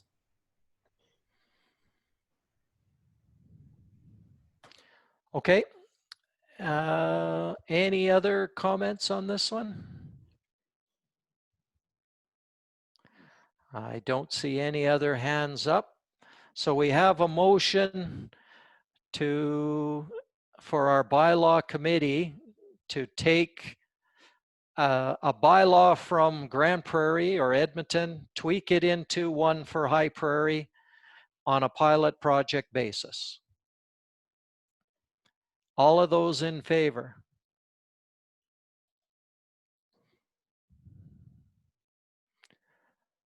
Okay, and one opposed. Oh, Councillor, two opposed. Okay. So that motion passes. We're going to have a busy bylaw committee meetings. You guys will be busy. How did Councillor Long vote? He voted in favor. Okay, because I didn't see his hand. Yeah, no, he put his hand up. Yeah. Okay. Moving on then. How are we doing for time? Or we want to take a short break, or do we want to power through and get it done? Okay, I see the smokers are saying they're okay. That's a good sign. If they're okay, then power through. Is that the gist? All right. Sorry? I could use a break. Oh, you could? Okay. Well, let's take 10 minutes in, and then we'll finish up with our reports and go from there. It's been a good discussion again. And how do you pause it? There? Yep, it shows that it's recording again. Okay, so I'm calling the meeting back to order. We're on the CAO's report. Can I get a motion here?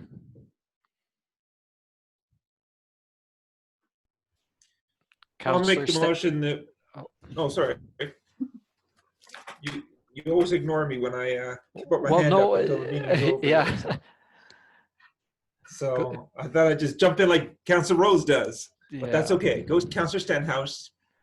All right. The council received the CAO's Brian Martinson's report and action list for information. Okay, thank you. Turn it over to our CAO Martinson. I just want to share some numbers that I received this afternoon from some of my staff. The tax clerk said that the taxes have been out for a week now, and we have already collected almost $160,000 taxes. Currently, we are collecting $107,000 on the pre-auth. That's pre-authorized payments that residents and businesses have made online and that, and we've collected $107,000 on that every month. And that'll, she said that number will be going up because more people are taking part in that now. So that's a total of almost $265,000 this month that we collected in taxes, which is good. That's very good. Tomorrow morning at 8:30, we start interviews for the treasurer's position. And we are doing 3 interviews tomorrow and 1 on Friday. I signed payroll for the town today for the end of the month. And this, out of curiosity, I asked Anita, I said, can you give me the 2019 costs that we were paying out last year at this time? So she did, and it was a savings of $35,000 that we saved from this month last year to now. So we are doing some savings, and Brian, why is that 35,000? What's the difference there? mostly it's in well, it'll be in salaries, but it'll be in the temporary staff, like the pool staff and arena staff. So we didn't hire this year. We didn't hire any extra staff for Public Works to do tarring. Tarring's going to start, I believe, next week.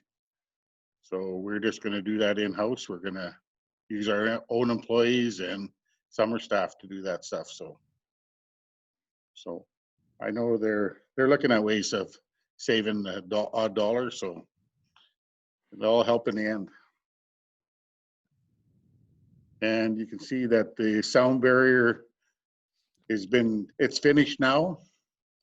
And the refurbishing of the lockers, we're basically been working on them as time permits also. And they're like pretty much done now too. So I think they only had a few more to go into the men's locker room and take out and sandblast and fix. All going good. Okay, anything else? Are you ready for questions? I'm ready. Okay, who has questions for Mr. Martinson? Happened here. Go ahead, Councillor Danaka. Is it full screen? Okay, there we go. A couple questions. What happened at the intermunicipal?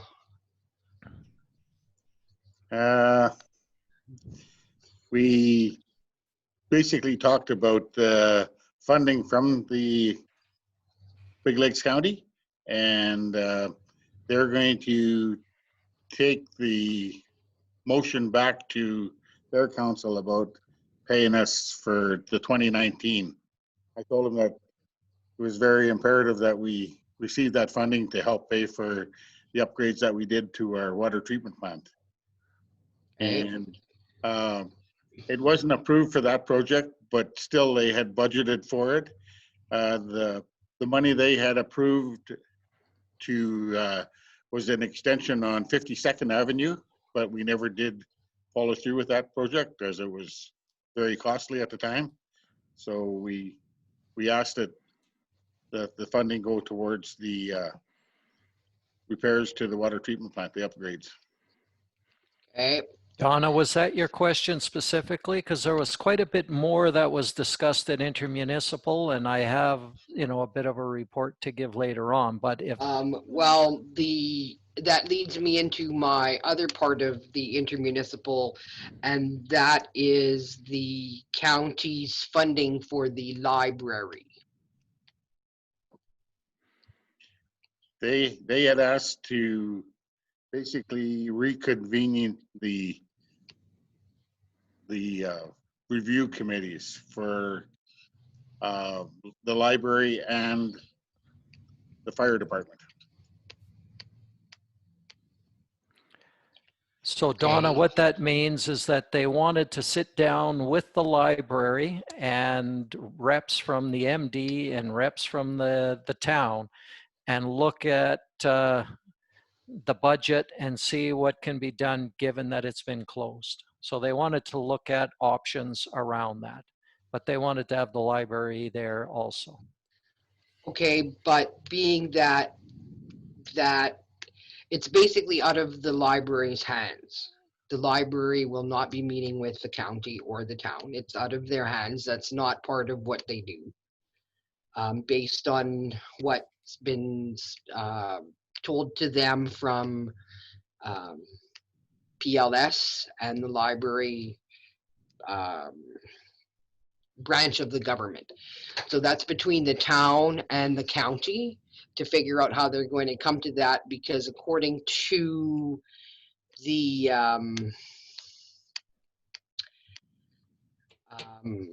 basically according to PLS and the branch of the library, the county is in breach of the intermunicipal agreement. So that is between the town and the county, not the library. Go ahead, Brian. There's two things here. That committee did meet last fall. And I believe when I talked to Tracy at the library, she said that Dave McReynolds was representing the county at that meeting as the treasurer, interim treasurer. And I also talked to Ken Allen from the public library system today, and he also informed me that any negotiations would have to go through the town, probably through the CAO about their funding. And basically their funding, they have to, it was approved. And if it goes through and there is a savings, it doesn't go back to, the requisition wouldn't go back to the town or the county. But next year, the town and the county can lower their give until they use up the stuff that they haven't spent yet. So he said, once when it's approved, we have to pay the requisitions. Kind of sounded like a dictatorship, but that's the rules. So I'm confused. So are you saying that the town, we've approved our budget, so we're paying them what we approved, and the county has to pay Their portion. the 50%, the other portion? Yes. Okay, okay. All right, so I have, going back to the sound barrier wall, is that the one by, what is it, NCOM or whatever? Yes, yes. Okay, did MMSA ever look at that to see if there was anything other than that wall that could be done to reduce the sound? I don't believe they did. Okay. All right, and my last question is going to our interim treasurer. Do we have an update on the location of what he can't find? The reserves? No, he hasn't given me that number yet. Okay. That's all I have. Councillor Long. So is the position of the library board one that we've passed the budgets and said what they're going to receive, and so they don't want to sit down and discuss with us the economic troubles that we're facing and the reality check that they're going to have to face? Because to me, for them to say, well, we're not going to get involved because that's your show, and so you guys told us we're getting this money and that's it, that's final, so you guys have to deal with it. And that very well may be, and the public library system may very well be right. But if they want to take that road, then they're part of the problem, not the solution.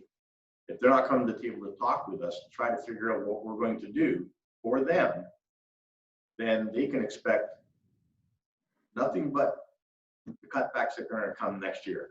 And it's their own fault because they're not getting involved with us now because they're saying they don't want to set precedents.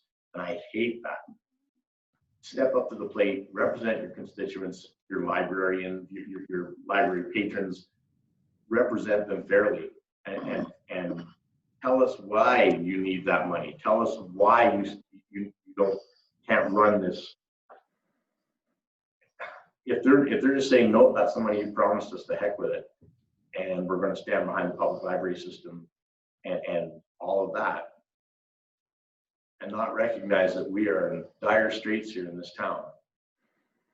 And if they want to think that they're untouchable, they're sadly mistaken. The next year when we have to come up with a budget, we will not forget. And it's not fair and it's harsh, but they're nobody special. And we're all making cuts and we're not seeing anything from them. I want to know why they think that they can't sit to the table with us and talk. It makes no sense to me at all, considering the situations that we're facing in this community and throughout the country. It's, I think, a little bit of a self-entitlement. They should open their minds a little bit. Being from the library, you think they'd have a little more open minds.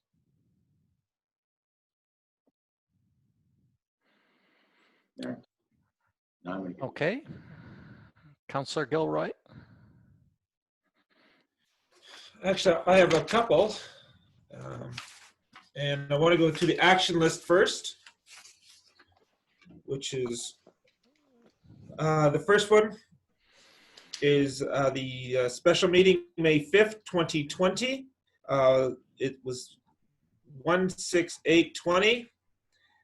Do we know when the admin may be able to come back and tell us, first of all, what we may need for our capital projects and how we'll be financing the ones that our Public Works Manager deems to be essential? So that was, we'd asked at that one if we would look at possible financing options such as bridging loans and all the rest, so that we could get the essentials done if we do not have all the ability. So that's the first question. And you can answer that first, and then. I'll be bringing the recommendations back to council. Dave's still looking at what we have from available for MSI funding from previous years and this year's, and the gas tax fund also. So once when we find that and what we have in our reserves, then we'll have a better handle on what Right, projects. so I want to make sure that we can get as many projects done that he deems important before the snow flies, because that always messes us up. Secondly, the two motions before that, on the regular meeting of November 26th, 2019, Councillor Courtney talked about the broadband. I know we've given a little bit of information. Do you know, or does the mayor know, when we're going to meet again to discuss the latest information, since we've been talking about this last couple of meetings? Do you want to fill them in, Brian, or? Sure, I can fill in. We talked a little bit more at the intermunicipal, a little bit about it. And in terms of the project, the bigger project, there is some both, there's two companies looking at what they would charge to manage the network on behalf of the town and the county. So they're looking at that.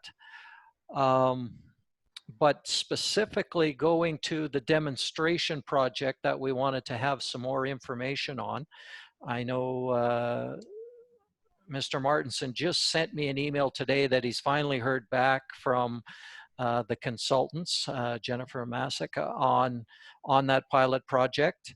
And I haven't heard an amount, and I wasn't sure where we could go, but we were sort of just in the email today, I thought we could maybe have a Zoom meeting with Jennifer to just find out where that pilot project, or because we haven't really talked about it and even put it into our capital budget because we didn't have a dollar figure there yet. So we need that dollar figure.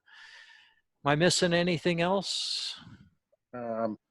Just in her email that the county wasn't gonna do any of their major capital project of, which was gonna be Juicard this year. So Yeah.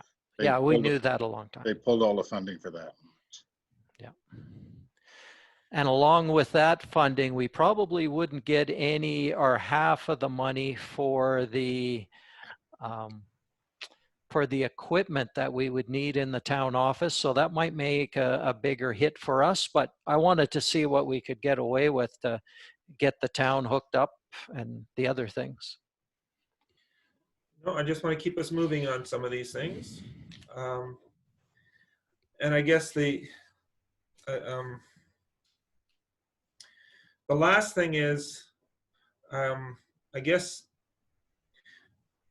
I don't know how to suggest this one, but as much as we've been talking about the skateboard park opening, I'm sorry, but that was not a full council decision. I'm wondering how we got it open so quickly with just one councillor and the mayor deciding to open it without contacting the rest of the council when there was the full council that closed it down. I thought it would have been at least a full council decision. So I'm very disappointed. Full council It, didn't close it down. Well, to have one, I talked, like today, I just said, why don't we open JC Park? That would have been one councillor. And we actually, when we talked about the trails and that, we had the entire council here talking about opening the walking trails. That's So because I'm very disappointed that it's one councillor and the mayor. that's without being council consulted opened the first. walking trails prior to the recommendations from the provincial government. Well, I'm just saying that, and I'm not holding you responsible, Brian. I'm just saying that the process, I think, was very flawed there. And I'm very disappointed that you were put in that position, that one councillor and then the mayor and not the rest of us were consulted on this. And it was So- done very quickly. Brian, what involvement do you think I had in that decision? I read the email, sir, that And went what back did my and email forth. say? And in this What did particular my email case, say?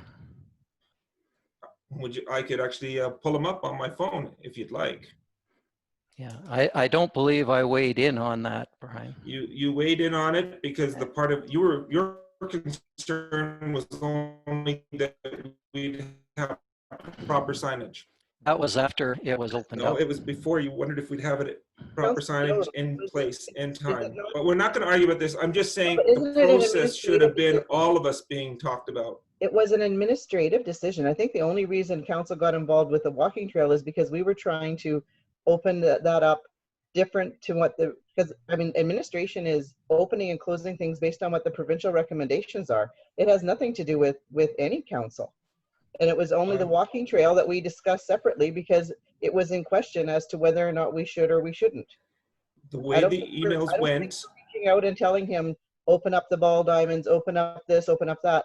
I mean, I know what you're referring to. I sent out one email and all it was a link to what the city of Edmonton was doing. And I asked, what is our process? And, you know, how are we moving forward? That was it. That was the email. That has not, and all probably the administration did was look into what was the provincial protocol now. I believe that it's their responsibility to make the decisions and to follow the protocol. I'm expressing my disappointment because I believe it should have been, each of us should have been contacted if it was this way. But if you want to do it that way, that is what happened.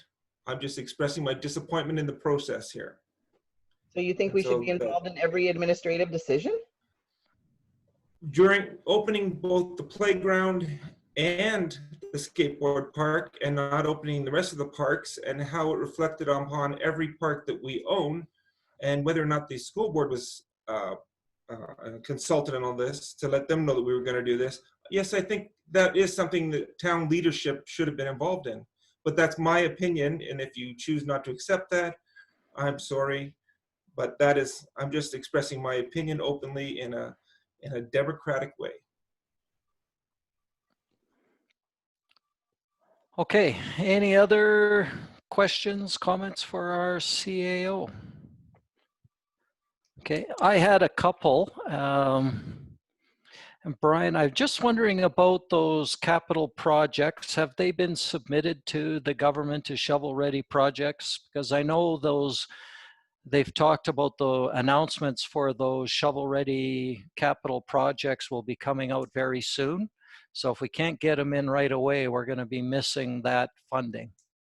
I know the one for sure has, the 47th Street, Okay, but I'm not 100% sure on the 52nd Avenue yet. okay. There was 3 that were going in, right? Yeah. But the 52nd Avenue was in two segments. Oh, One okay. from 49th to 50th, and the other one was from 50th to 51st. Okay. So we've got 1 in at this point in time, and okay. Because yeah, hopefully we can get something out of that. I wanted to just ask about this letter from the Children's Resource Council on that Tot Park. They just want to pass it over to us. It sounds like they're just saying, okay, it's yours now. And it was never ours, is my understanding. It was the Lions group, and then that went to them, but now they're saying it's yours. It was Alliance, I believe, and then it went to us, and then they assumed responsibility of it. And now they don't want to have nothing to do with it. Okay, so do we want anything to do with that, or is that coming up on another council meeting to discuss whether or not what we want to do with that? I've directed Public Works to go in and do checks on the playground equipment, and they're looking at cutting of the grass and that in there and fixing the perimeter like around the edge of it and that. So we'll keep maintaining it. Okay, where is this park? Just so I'm perfectly clear, I want to. It's you know where Jeff Berger's house is. Yes. It's in that area across the street. Oh, okay, it's that park there. Yeah, yes. Oh, okay. Okay, I got you.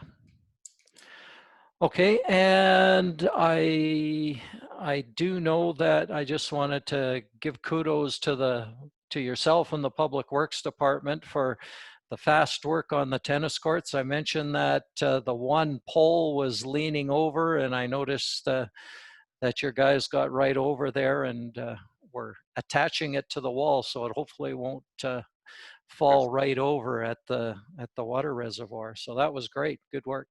Okay, thank you. Okay, any other questions, comments? We did lose Councillor Rose. Did you see that? Yeah. Okay. All right, no other comments. We have a motion to receive for information. All those in favor? Michael's hand is up, and everybody else is in favor. Okay, that motion passes. Moving on to our next agenda item is our written and verbal reports. And we can start with Councillor Danaka.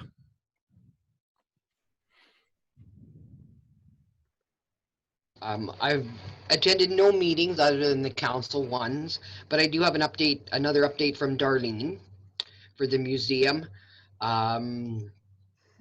Big Lakes County, this was from May 22nd. Big Lakes County has reduced the museum grant by 10%. This year they'll be getting 18 grand instead of 20. Darlene has also submitted a letter or has applied for the CEWS, the Canada Emergency Wage Subsidy. It's been really tough. She's talked to 3 or 4 different people who basically didn't really know what to tell her. Basically, the problem was that they couldn't get their head wrapped around the fact that the museum was nonprofit, even though, and they do their own payroll, but it's done through the town.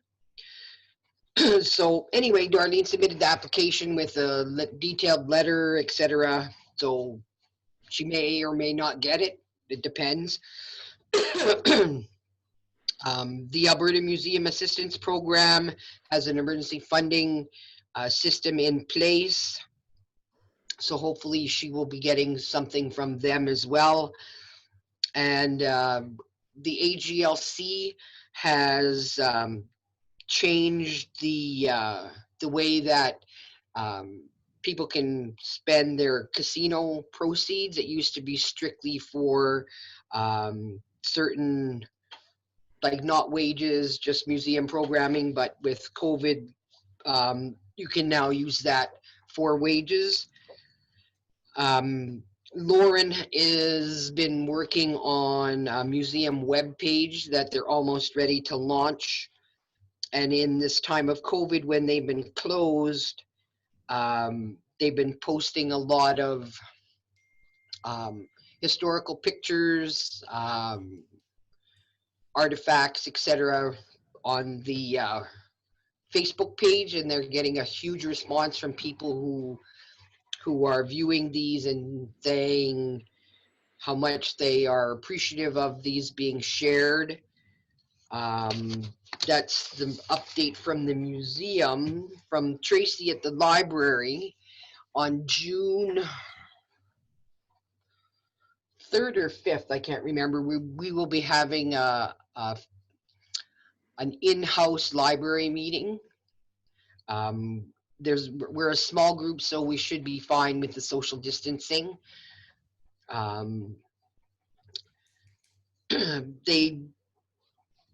They don't, again, as I mentioned with CAO Martinson's report regarding the 50-50 split and what was discussed with PLS and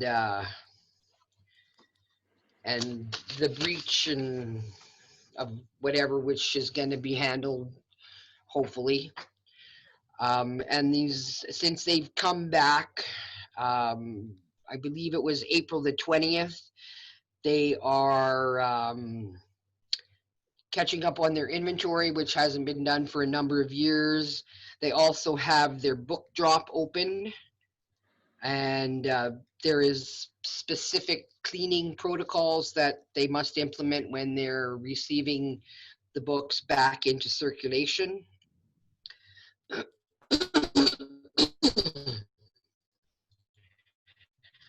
Some of the events have been canceled that they usually have, of course, the seniors tea, and as well, they won't be having their summer reading program. And libraries are looking at opening in stage 2. Of course, there will be guidelines and restrictions, possibly on the number of people that are allowed in at one time, et cetera, et cetera. The tentative possible opening for stage 2 for libraries is June 19th. And other than that, that's all I have, and I move my verbal report for information. Okay, any questions for Councillor Danaka? Councillor Long? Has the library looked or considered having public figures or people of the community in general going online and reading to kids?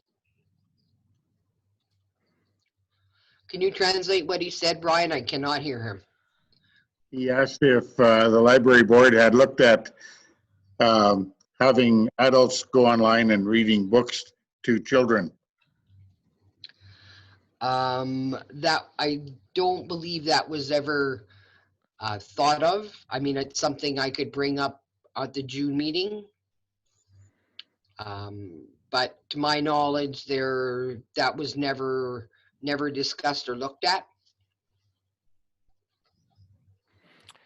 Okay, any other questions, Councillor Long? No. Just, I'd be interested in volunteering for that. Counselor Gilroy? In the same vein, I noticed that the school board, they've been able to use reading projects a lot online. With their Google Classrooms as well as Epic and a few others. I know that the library has the ability to do that. Is there any way to still get that and possibly see if any of the, see if there are any sponsors to actually do a Google type of, or not a Google, either Google or a Zoom type meeting for kids as a suggestion to take to the library for summer reading? I didn't catch all of your question. The idea here is that because the school board does their reading online with Google Classroom, they're very effective with the younger children.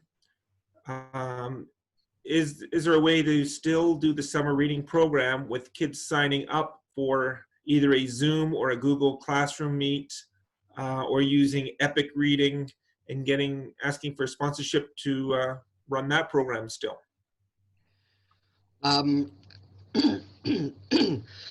Excuse me. Tracy did mention that they've been doing a lot of phone and online help for patrons, helping them learn to access online books. That's all she said. So I don't know if it's online books for kids or for adults. That I can't answer that.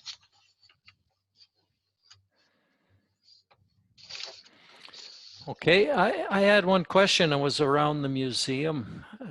And is it actually, have they opened their doors? I know the last meeting they were looking at opening it.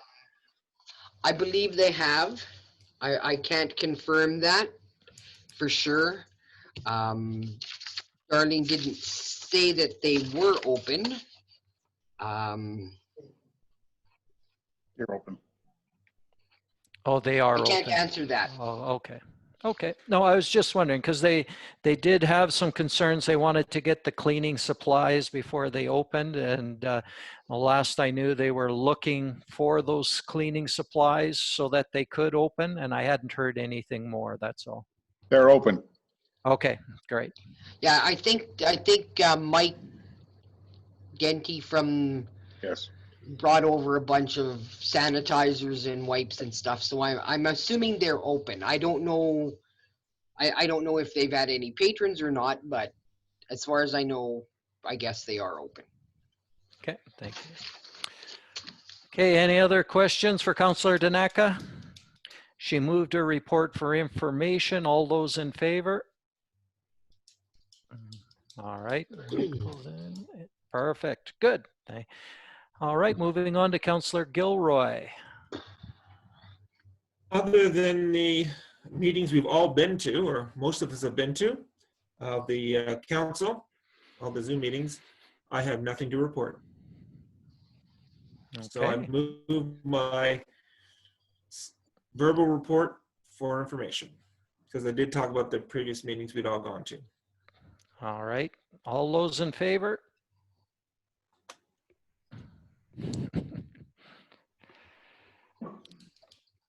All right. Okay. Going on then to Councillor Long. Nothing to offer for a report. Okay, thank you. And over to me. I have a few things to report on, and I'll start with the Heart River Housing had a board meeting online, and some of the key highlights that came out of that board meeting is number one, that the province has announced that they were going to give some more funding to the lodges and various long-term care facilities because of the extra costs that are associated with COVID, the extra cleaning, the extra staff, all of that kind of stuff. And but at that time, Heart River Housing still didn't know how they were going to access that money, how it was going to come to them, how much money they were going to get. They estimate that it was costing them about $25,000 a month in extra fees due to COVID. and they were hoping they were going to get compensated for it, but they just don't know how much and what that's going to look like. They're quite proud to say that they still don't have any cases of COVID in their lodges, and they've been working quite hard to keep COVID out. And it's been very interesting to hear some of the inner workings of working with public health, working with AHS, and different people at different layers in AHS. They've been getting different stories and different reports, and they've had quite a battle to keep it closed down and keep COVID out. Especially, they've been very worried in the Falher-McLennan area where there has been so many cases. The other thing that came out, and this was something that they've got a new treasurer in one of the municipalities. It happens to be Greenview that has a new treasurer or chief financial officer. And they identified that according to the acts and regulations that Heart River Housing should be requisitioning based on the previous year's deficit. So basically, whatever they run as a deficit, they're supposed to requisition for in the next year. Heart River Housing has, for as far as the board knew, and the Lindsay as the CAO have been doing it on the budget forecast, much like the town has been doing for the last 15, 20 years. They're not sure when they made this motion or when that change happened, but according to the act, it's not supposed to be that way. So they are going to come to our council and go to all of the 11 members to do a letter of understanding to say that, yes, we are, we will accept this as a practice. And it does make a lot more sense, because otherwise they're having to borrow money to get through the previous year. And so that's what they're going to be coming to council on, is just to make sure that all of the councils are all right with doing it this new way. And Lindsay did say he'd come in to talk about that, but I just figured I'd give you guys a heads up on it. Because, yeah, nobody was, and apparently many of the other housing management bodies budget the same way. There is very few that actually do it another way. So we want to make sure that it's following the proper protocols, but nobody's been doing it for years. And then I'll go to the intermunicipal meeting. And we talked about a few things that I'll go over. One of them was a visitor information center. And I should just update you. Debbie sent me a text to say that her computer has died, the battery died, and she can't get it charged up quick enough, so she probably won't be joining us for the end. But Brian's here and can correct me if I miss anything as we go through the intermunicipal. The Visitor Information Center, it was partly funded by us, partly funded by Big Lakes County, and partly funded by a grant that they had applied for. They do have a company. They did put out a request for tender to, I believe, for the Visitor Information Center.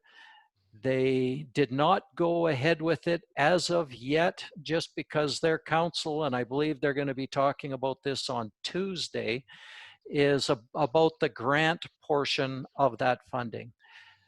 That grant that was there for the Visitor Information Center was tied into another grant and was requiring them to spend quite a bit more money. And they weren't sure if they wanted to, how they were going to handle that other grant. even once they turn over a contract for the Visitor Information Center, they figured it would be about 3 to 4 months before the website was up and had been reviewed and was be totally functioning. So the bottom line to all of that is we have no visitor information services up this year. We're not going to have anything up in time. I believe, and you know, from the discussions with the intermunicipal, that they still want to go ahead with the Visitor Information Center. It's just how they're going to pay for the contractor to get that site up and running. Did I capture that right, Brian? Yeah.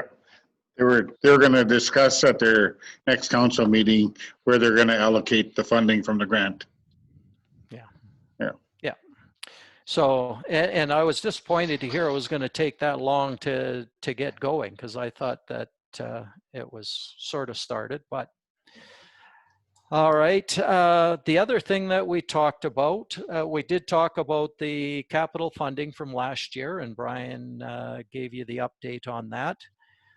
We talked about the joint emergency management planning process, where we're going to work with the county and perhaps the town of Swan Hills and ourselves to come up with a joint emergency management plan.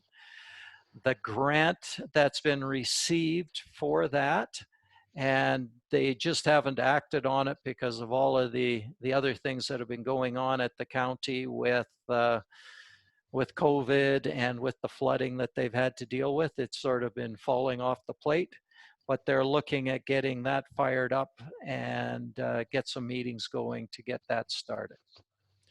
Is that, got it, Brian? Yeah. I'll check each one of these, see if I'm missing anything. We got together and discussed some of the issues that we're having in health, and specifically about the dialysis unit, chemotherapy, the helipad, and demolition of the old hospital site. As an intermunicipal group, felt that we should request a meeting with the health minister. So we're putting forth a letter to request a meeting. And that is going to be signed by the town, the county, and the High Prairie Health Foundation. So those three parties are going to sign it. And we're also looking at inviting the First Nations and Métis communities if we can get a meeting with the minister. So try to lobby them on those three projects. Just to go over it, like dialysis, I mean, they've said that it's going to be going in late 2021 or maybe 2022. And the question is why is it taking so long? Why can't we get it going sooner? So that's going to be the one question on dialysis. On chemo, the thinking was they're going to be in there doing this big upgrade and construction on the dialysis unit in the hospital. While they're in there, why don't they construct the chemotherapy area also and do the work on it while the construction crew is in there and doing the renovations? So that was going to be the push. On the helipad side, it was to get permission from Alberta Health to be able to go in and do some engineering on a helipad to figure out what would be needed and sort of get that ball started.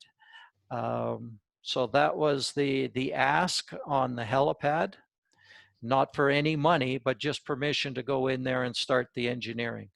There's actually some money that's been saved up with the Health Foundation from various things. There's been some personal donors, and there's also some of the money from the golf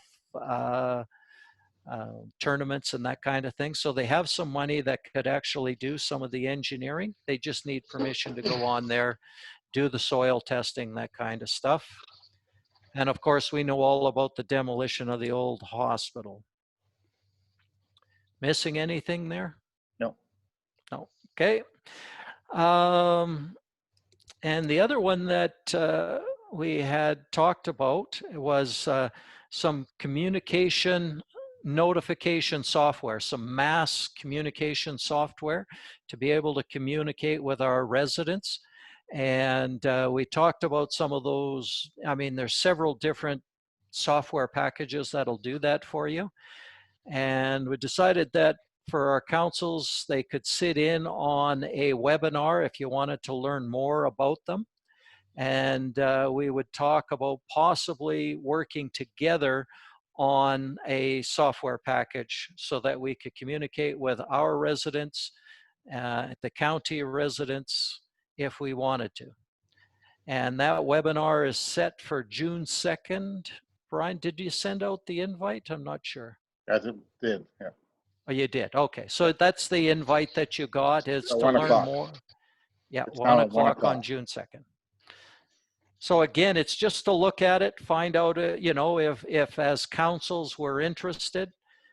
Just to give you a little bit of information, it would be the ability to talk about, you know, broadcast anything to people, and that would include sending it out by various social media channels, sending information out to telephones or to text messages. So these softwares can send out messages in many different formats. Residents can sign up for what information that they want to receive on it. And so it's just an app that they would put on their phone and to get alerts if they wanted to, or you could actually, to not miss the people without phones or apps or email addresses, because it'll send out notifications by emails.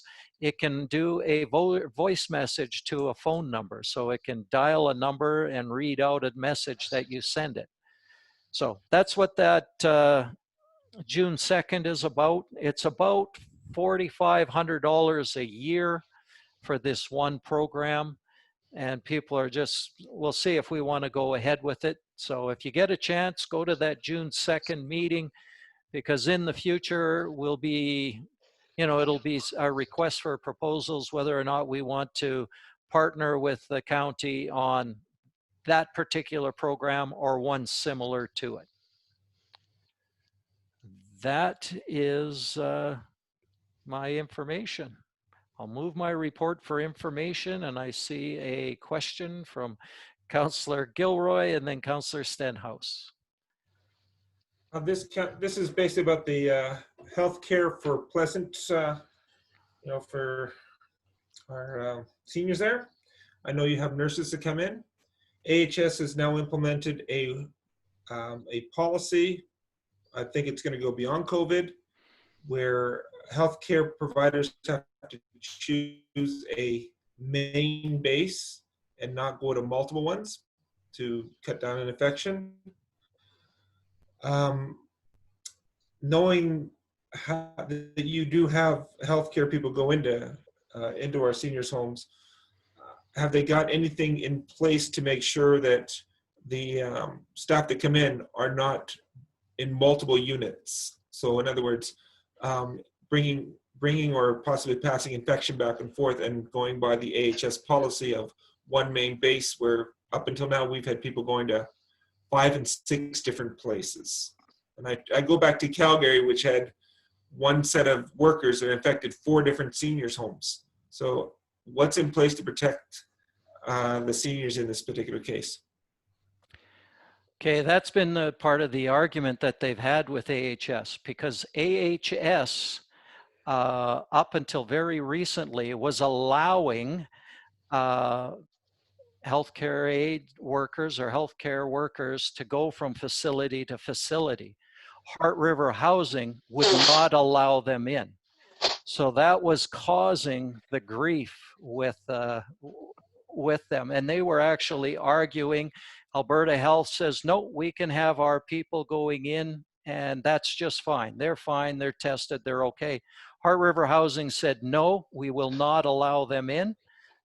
So they had, you know, there was a little bit of a nose twist, because Heart River Housing didn't want them in, and they knew some of these healthcare workers were working at Manoir du Lac, and Alberta Health Services saying, no, they're fine to come and work in your facility. They said no. They got pushback from the superior saying, you can't say no to our people. And they said, no, they're not allowed in. We will not allow them in. So they went beyond what Alberta Health was allowing them to do. But it did cause them lots of grief and arguments and back and forth with it. And with that, there's actually, they're looking at maybe getting into an agreement where they hire their own healthcare aides for the lodges versus having them employed by Alberta Health Services to eliminate that problem in the future. Was the pushback from the North Zone or was it from higher up? Because I tend to see the North Zone not following at times the protocol of the higher up. So are you prepared then if they push back too much to go to, like we did with the doctor situation, right to the top in order to protect the seniors that you're responsible for? They took it right up to the top, and yeah, it was quite an ordeal. Councillor Stenhouse.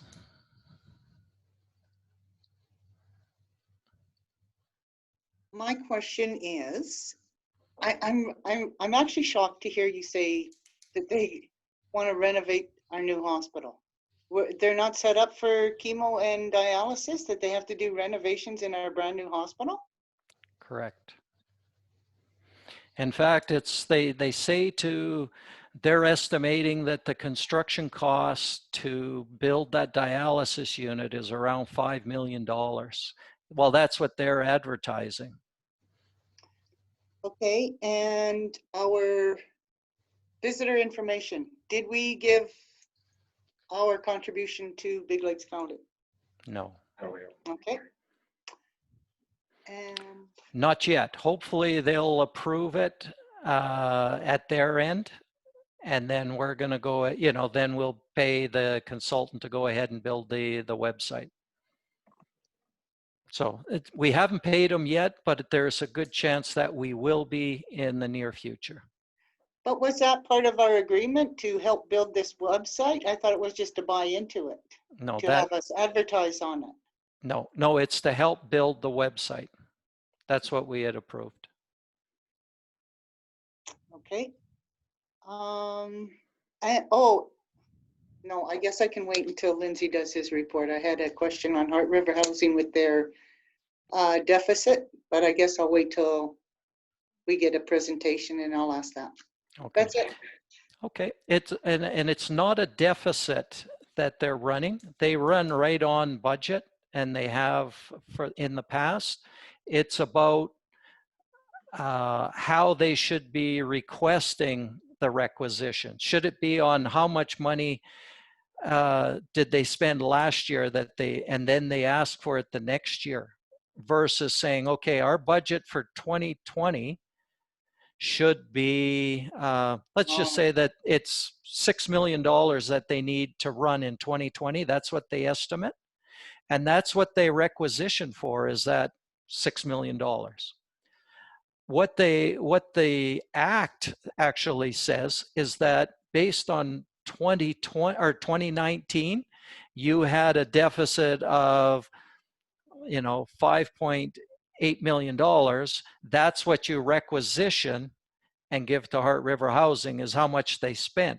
So they're always running in a deficit position, which doesn't make a lot of sense.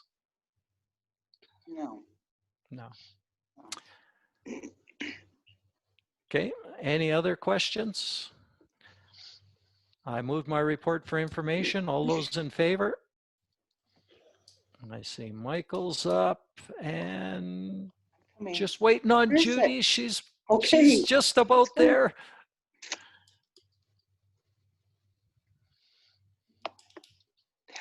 There it is. Okay, that passes.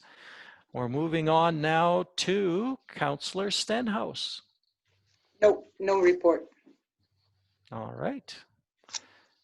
Good job. Well, with all of that done, meeting is adjourned. Another good meeting.